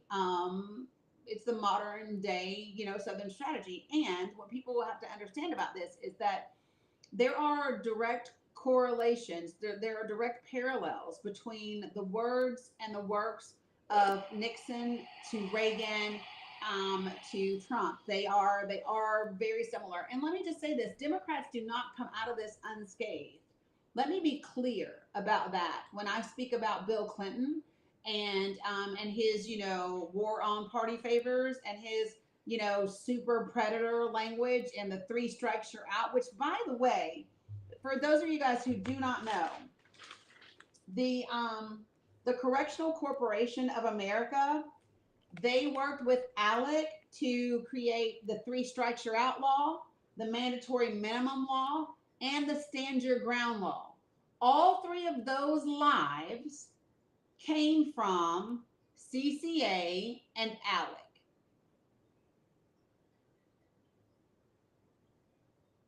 I just want y'all to sit like that. Okay, sit with that for just a second. Three strikes you're out, mandatory minimums, and stand your ground all came out of CCA and ALEC. All of them did. And no, it's not enough for me that Bill Clinton says, oh, I can now admit that my 1994 crime bill was wrong. No, I don't want you to just be apologetic. I don't want you to just say that it's wrong and think that that means you take account. No, I want you to go back and fix it. I want you to go, yes, the Correctional Corporations of America, they own a shit ton of the prison systems, Stacy. They have since left ALEC. They have since left ALEC. But yeah. Yeah. And they're just being replaced now with the corporations that make the GPSs and all of those things, right? So when you start to understand where all of the connections come together, and you can follow how the laws are created and how they're done, and what are you going to do? So yeah, no, it's not enough, Bill Clinton, for you to say, oh, the 1994 crime bill was wrong, right? It's not enough. We need to be changing things. We need to completely scrap certain things and make things brand new. That's what needs to happen. And right, Brandy, it's exactly what I keep saying, right? The system isn't broken. It's doing exactly what it's designed to do. Right, Clayton, 100%. And so when we talk about those things, um, oh, it's important for us to kind of put all of it together. Right, they've always made a profit. So Anissa, this is the thing, right? That has been the playbook since the beginning of this country, has been to monetize the suffering, the enslavement, the imprisonment of people of color. That's what it is. And people might not like to hear that, but those are just simply facts that are undeniable. They are undeniable and they are a thing. Mila, what you doing? She got real quiet. Hold on, she done got real quiet. That's like, got to figure something out about that. Mila, come here.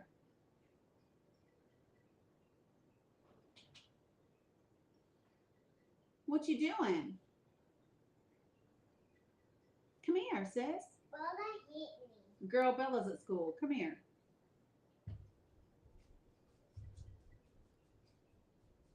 Come here. Let me see your hands.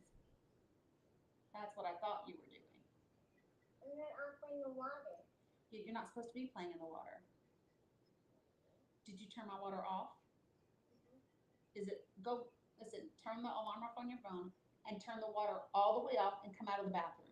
I did. It's all the way off? Okay, go turn the alarm off on your phone and do not go in the bathroom. She has you on my butt. Oh, you did? Okay, I got you. I will take care of you. Right, Nico. I'm about to have to go check. So, do I have any of my regulars that can give me just a break for a second while I go check? No, Gemini, listen, every day, yes, me interrupting her science experiment. She's the reason my damn water bill's going up. She loves to play in it. Who are my folks? Do I have a regular in here that can give me a break for just a second? I don't know if Stacy D is still in here, Jen, DeBoss, anybody that is still in. Don't bring him up, Veronica. Don't bring him up. She said, "Where's the cat, girl? Hopefully not here right now. I need for the cat to not be here right now. I don't know. Okay, so let me see. You what, baby? Yeah, Titan can handle it. Yeah, he needs to be hiding right now. So, yeah, we talked about it the other day, but I'm sure she could. Cheryl, are you still in here?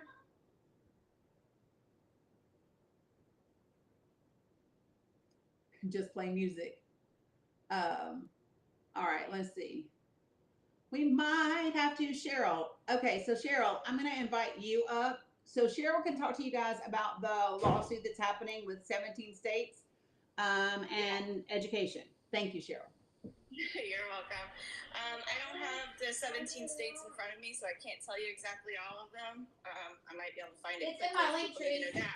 But honestly, it doesn't really matter which states because what they're trying to do will affect all states if they actually win this lawsuit. Because in the wording of the lawsuit, it sounds like they are going after the beginning of it, like they're just going after one particular thing within 504 they want to remove, which has to do with gender affirming care. So basically accommodations to transgender children, which obviously is transphobic anyway. But what they're actually doing, if you read further in the lawsuit, they are trying to name Section 504 as unconstitutional and have it abolished altogether. And if that happens, because it is a federal law, that means it ends Section 504 for all states, not just the 17 that are suing. You'll see people all over the internet saying, "Oh, but it's just for this one thing," as if that's okay. But it's not. It will affect everyone if this lawsuit is won and goes through, and the judge sides with them. So everybody should be sharing this information in all their states They should be talking with their attorney generals, their representatives, including the states that are not part of the lawsuit. They should be getting them to speak up. One of the things that you can get people to do in the states who are not suing is to share their information from their state specifically on how Section 504 has helped the students in their states. They have that information. They have that data. They could share that. They could turn that in. So that is one way, one thing you could be asking for them to do. When you call or email, what you want to do is tell them how Section 504 is helping your child, your grandchild, your niece, your nephew, your friend's kid, whatever, your students, if you're a teacher, and so on, and let them know exactly how Section 504, if you're not familiar how Section 504 may be helping, you can easily Google and look up Section 504, and it'll show all the ways. And just so you know, Section 504 isn't just for students in school with 504 plans. Section 504 also helps adults and people outside of school. These are all kinds of accommodations. The abolishing of Section 504 will undermine ADA, which is more disability protections. It also affects things like vocational rehabilitation, transitioning for students who are going from high school into jobs. I mean, there's just so much that it covers. There's no way I can say it all in this time period. But this is a huge thing. It's really huge. So it's not just about funding. It's about federal protections.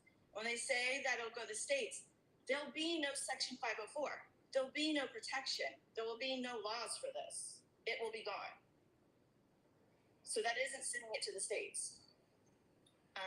Anyway, it's not like I can ask anybody if they have any questions. I guess they could type it in the chat. Or if Stacy has something to say. Hi, guys. Hold on 1 second.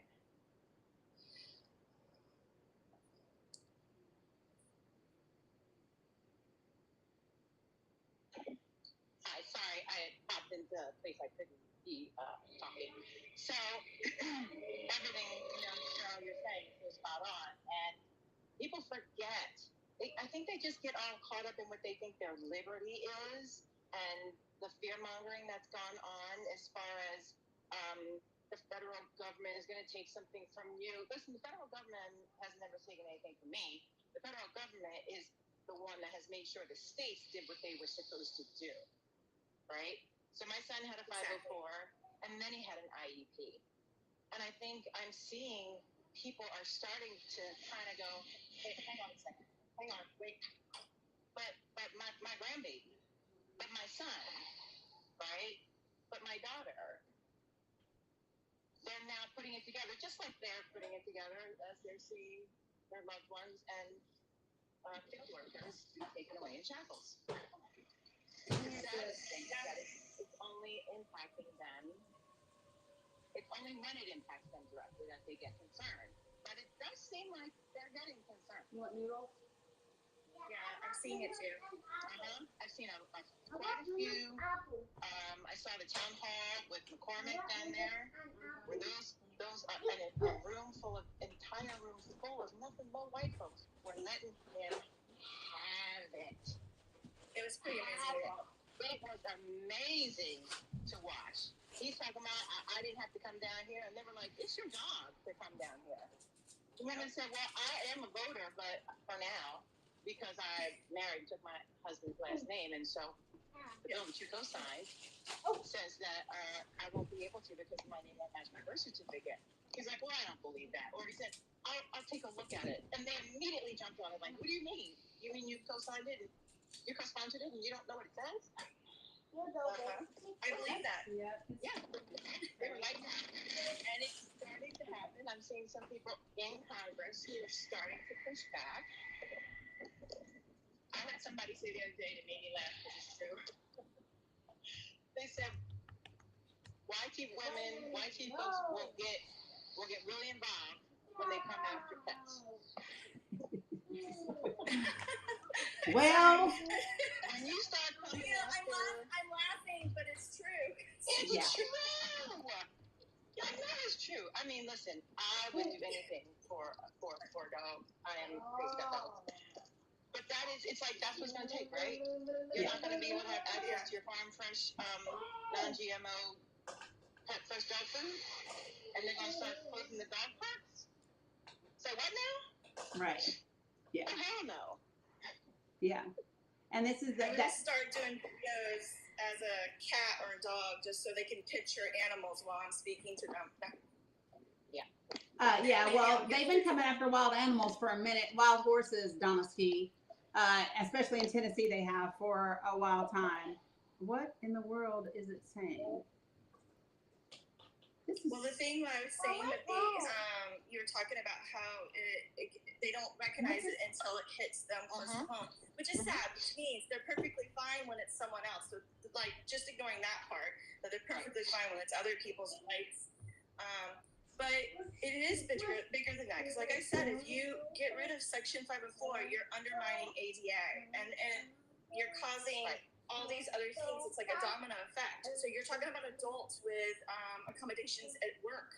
You're talking about that ramp for somebody to get in the building. You're talking like my best friend's sister has MS. She has MS. She can barely walk. She has a wheelchair, but she can get around without it. But at work, she's got accommodations. She couldn't be a bigger Trumper. She's got 3 YT boys, and 2 of them just enlisted into the Army. yeah. And voted for Trump because they wanted to make sure that they stayed on the side of keeping our homeland safe. And their black cousin is like, yeah, I'm voting for Trump because my cousins are in the Army and I don't want them to be at war, at conflict. Yeah, and people don't understand that. Meanwhile, that's all they're talking about is this warrior ethos, right? Bullshit. Which, by the way, just so people understand, less than 15% of the armed forces actually ever sees armed conflict. Less than 15%. So the vast majority don't ever see that, right? So Tracy's asking Cheryl, this is eliminate a parent's right to seek relief from the OCR, is what she's asking.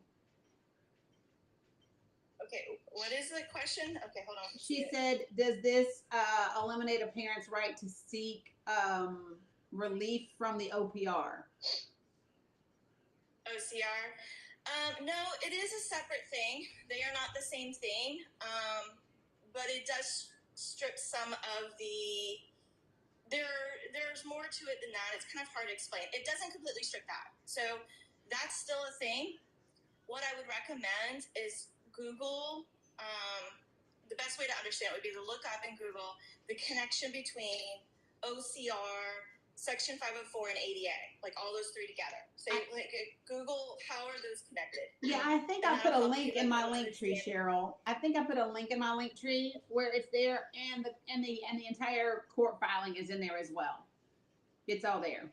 Yeah, and the reason you want to do that and you want to Google the 3 connected together is because when you're going through that process, you want to know how they're all connected.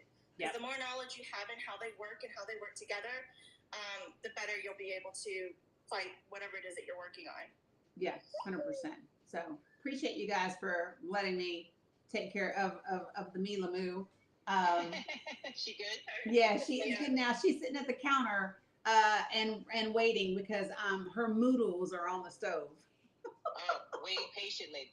I think that's the trick. All you gotta do is threaten her with noodles. Listen, that joker said, Tutu, I want moodles and apples.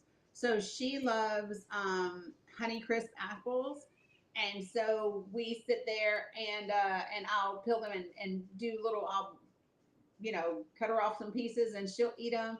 Yeah, the water was off, believe it or not. Now her hands and her little sleeves were soaking wet, so I had to change her clothes. What did she say she was doing or trying to do? No, she literally said I was playing in water. Oh. She loves to play. So I have where the kids brush their teeth. They have little. One of them is Cars, and another one is something else, and Minions. And they, it's how they gargle their little water and spit in it. So she takes those little cups and fills them with water at the sink and dumps them around and all the things. I knew when you were like, she's quiet. I'm like, oh, she is invested. Yeah. Something. Oh, and then what it was is when I looked up and I saw not only was she quiet, when I looked up, she had closed the bathroom door. And that's when I was like, this joker is in the water. Yeah. Yeah. So all right. Well, you can drop me down. I appreciate you. But I'll be on the road. Thank you. Appreciate you. You're welcome. All right. Yeah, that's how I knew. So she was all about the life. So thank you, Cheryl. Listen, the one thing I give her is she will tell on herself. One day I asked her, I said, Mila, are you messing? She said, yes. I said, well, hell, at least you said yes.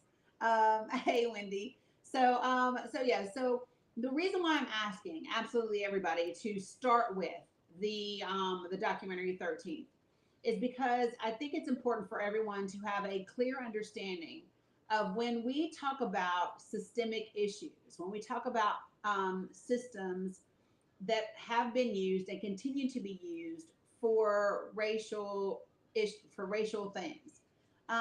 People oftentimes don't know how that shows up in real life.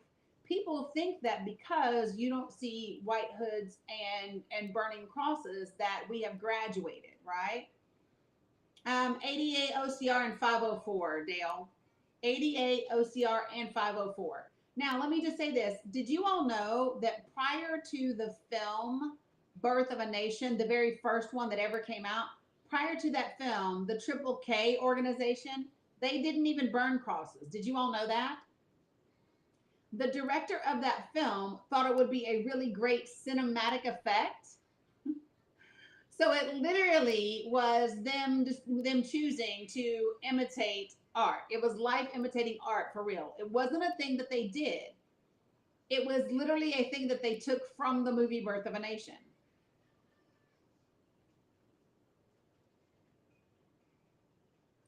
It is crazy sometimes when you start to listen to the actual facts and the actual history. That movie did a ton of damage.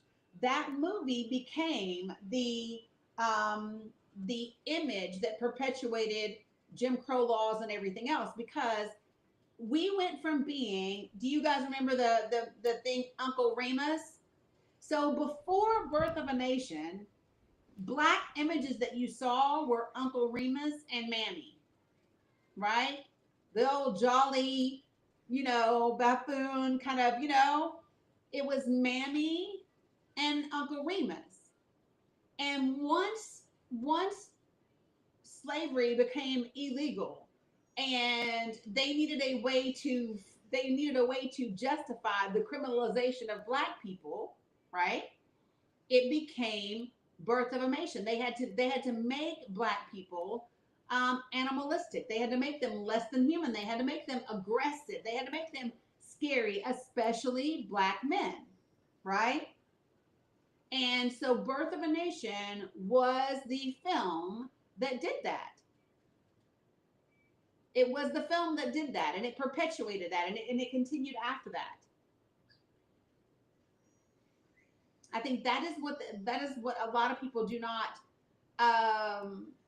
what a lot of people do not get is they needed a boogeyman. They needed to make people scary. They needed to make Black people scary to give them a reason to be locked up, because they needed that economic structure. They needed the economic structure at the time. Are you all referring to A Birth of a Nation that came out in 2016? Because that is not the original Birth of a Nation.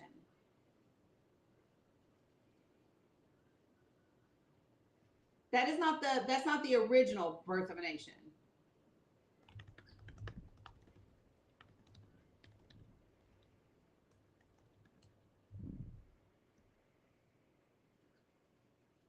Yeah, so Woodrow Wilson did it. It was the first one to be shown at the White House, right?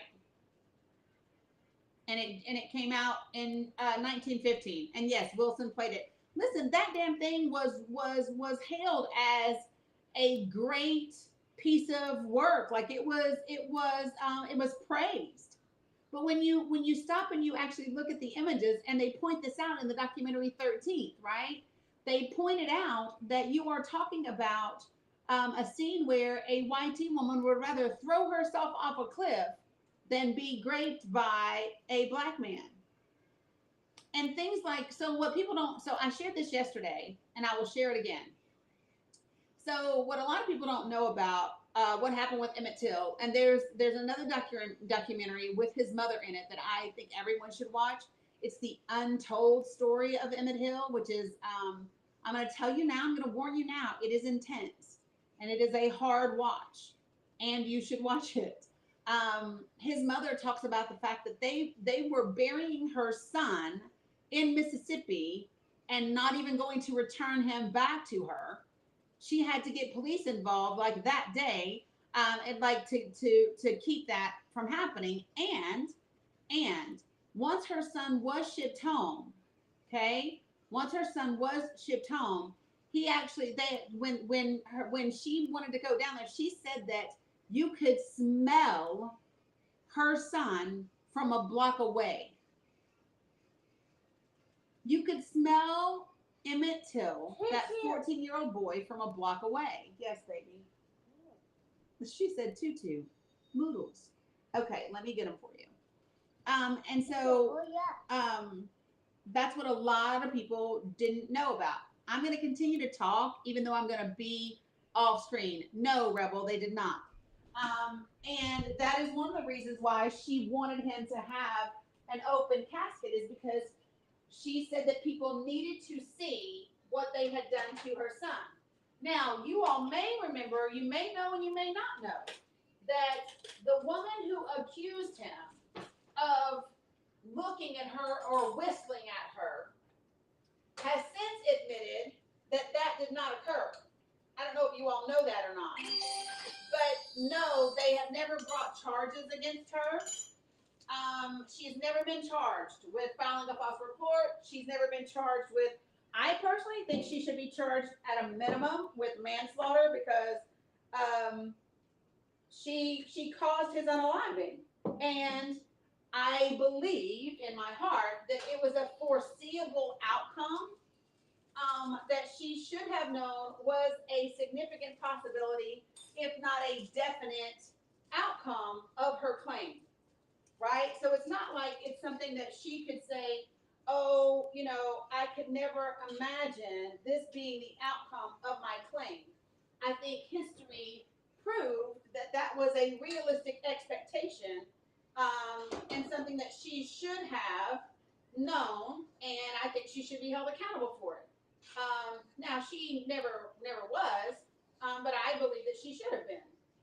I really, truly do, and I make no bones about that whatsoever. So, Sissy, these have to, they have to cool off, okay? So, I'm going to take them and blow on them instead of putting them in the freezer, just so I can get back to work, okay? But yeah, so this is one of the things that I think it doesn't, okay, so let me say this. I look at this, and one of the reasons I cannot say we've come so far and that things aren't necessary and is because, listen, no, there's no statute of limitations for schmurder. There's no statute of limitations for schmurder, no matter what degree it's in. Okay? So, but here's the thing, right? Real talk, when we start to think about like what's happened, I know she passed last year. I did not mourn, and I hope she gets whatever she gets, like real talk. But let me say this.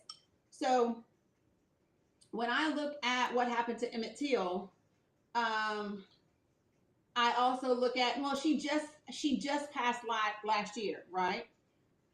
But let me say this. Let me ask you all something. Do you all know how many seconds it was before the police unalived Tamir Rice, 12-year-old Tamir Rice, who was at a picnic table by himself, not endangering anyone? He was 12 years old, but I'm asking you, do you know how many seconds it was from the time that police pulled up to the time that he was unalived.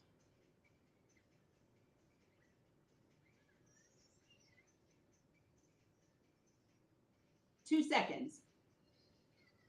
It was 2 seconds. I watched the video. 2 seconds. So when you watch, so it might have been 11 minutes, 11 seconds from the time that they, but here's what, baby? I know, I'm blowing it. So listen, when they pulled up, the officer opened the door, got out, and unalived that 12-year-old black boy. And you can say, well, it was a water gun, but it looked like a realistic gun. Here's my thing. There was no one else in the vicinity. There was no one in danger. No one, not a soul in danger. Right, deliberately woke, right? So why? Yes, it's literally 2 seconds. I've been sticking it in the freezer, y'all, but right, no analysis of the situation, no nothing. He was 12 years old. When did that happen? 2000. Was Tamir after Trayvon or, 2014. 2014 is so that year we had Michael Brown. We also had Tamir Rice. We had a few that year that were unalived by police.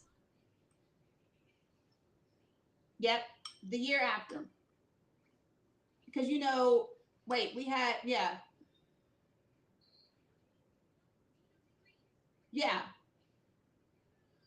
Oh, I don't know that. So when somebody said MSNBC fired Joy Reid, I don't know. I don't watch MSNBC.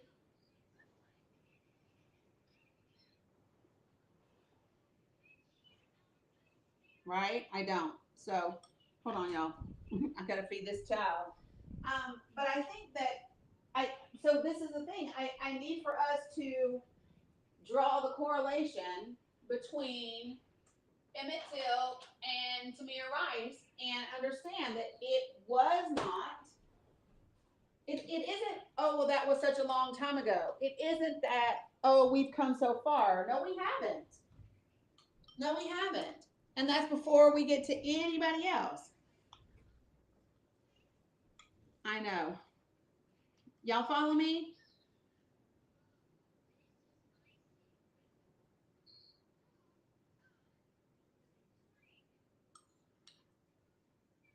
Right, Tracy.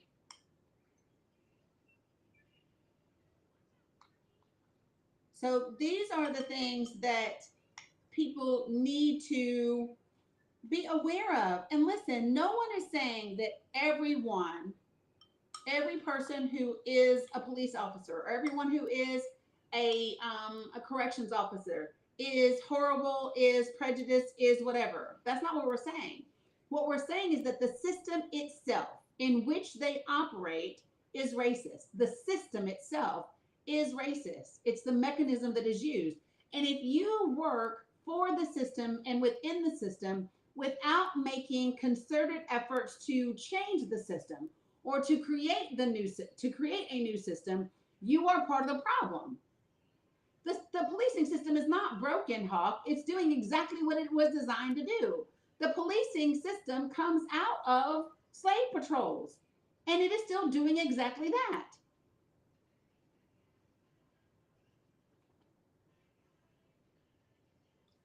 It's still doing that. That's what it's meant to do. That's what it's been doing. That's what it's birthed from. That's what they know it from. So if you're not doing anything to fix that, rectify it, change it, create something new, if you're not making good trouble from within the system, you're part of the problem of the system. If you are not making good, necessary trouble within the system, and you work for the system, you're part of the system, then you are 100% part of the problem. And that is what makes you racist. You are racist when you support, enable, encourage, design, participate in a system that is racist in itself. So, thank you, Crystal, for subscribing. So, that's just like to kind of make it clear for everybody. Here, baby. You're welcome, sweet pea. All right. So, I want to do a couple of different things because it's going to be like 60 degrees. And so I promised them to go to the park the next day. A couple of things that I want to lay out for everyone so that you kind of know where we are. If you are a subscriber that has subscribed directly through me on one of the other tiers for access to the platforms, let me see if I can pull this up really quickly and show you what what I'm doing and what I have been working on for you to get all of this uploaded into the system. All of your, let me turn my camera around. Okay, so all of the lessons are in here. So you will have your own login and password for the courses that I have, right? So some of them are video, some of them there are things that you download, some of them are text, all of that. So this is what I'm doing when I am not live on here. When I am not live, I am working diligently to get massive amounts of videos, downloads, documents, and email, all of those put in there. And so for those folks that are doing like the $9 a month or the $18 a month or whatever, and you subscribe directly through me, I am working my ass off to get those up for you. I'm just trying to balance it because here's the thing. I would love to be able to be on live with you and do those things, but I can't because I have to look at the computer all the time, which means I would never see y'all and I would never see comments and I would never be able to do that. So just bear with me. I want to make sure that I get it all done before the end of the month, right? I keep saying I'm going to give myself like 2 or 3 days, and I need to be realistic. So before the end of February, get it all done, and everybody's good to go, so you're set up and ready to go. For those of you guys who have not yet subscribed to anything different other than TikTok, okay, that's fine. Subscribing through TikTok. So let me tell you this: subscribing through TikTok, what happens is you go to my link tree. At the very top of my link tree, there's a little icon for my Discord. You click that link for the subscribers Discord. That will get you into our regular subscribers Discord where everybody is, okay? And from within that Discord, you have options to do some of the other packaging as well, right? Some of the other programs. But on the regular, that subscribers Discord gets you in where we have regular discussions in there, where we have documentary viewings, where we have book clubs viewings, whereas if I'm doing a training or a program, you get first dibs. All of that happens when you subscribe, and subscriptions are $3 a month, and they're, it's dirt cheap. It's the lowest level that TikTok has. What's up, Terrence? So that's all the deal. So let me just remind you guys. So I'm doing a training on the 1st, which is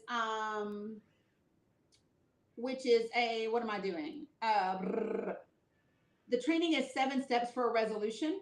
Right. And so thanks, Coolest Mom.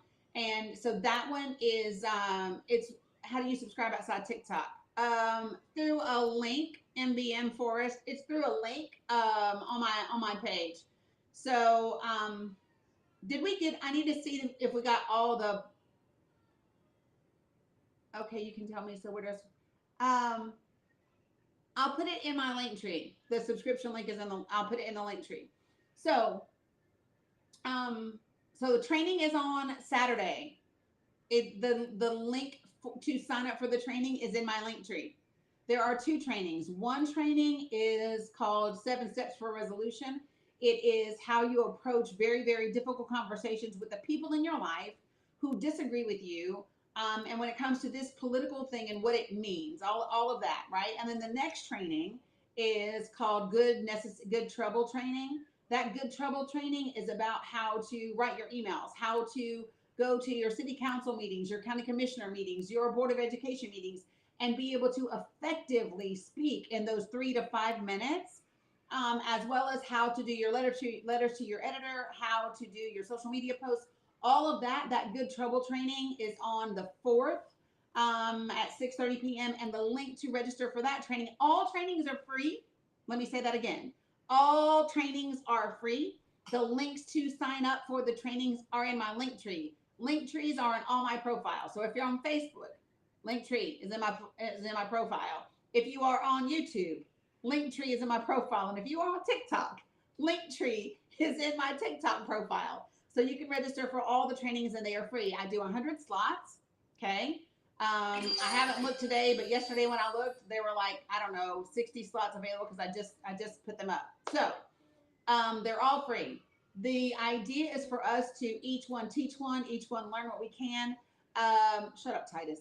Do what's necessary so that we can become effective and continue to make things happen. If you have not downloaded and subscribed to my podcast, please do that. The podcast has been out for about 7 weeks now.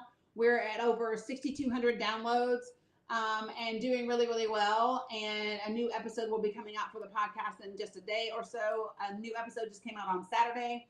The podcast is The Dani Cook Show. It is available everywhere where you listen to podcasts. So whether that's Podbean, Apple Podcast, Spotify,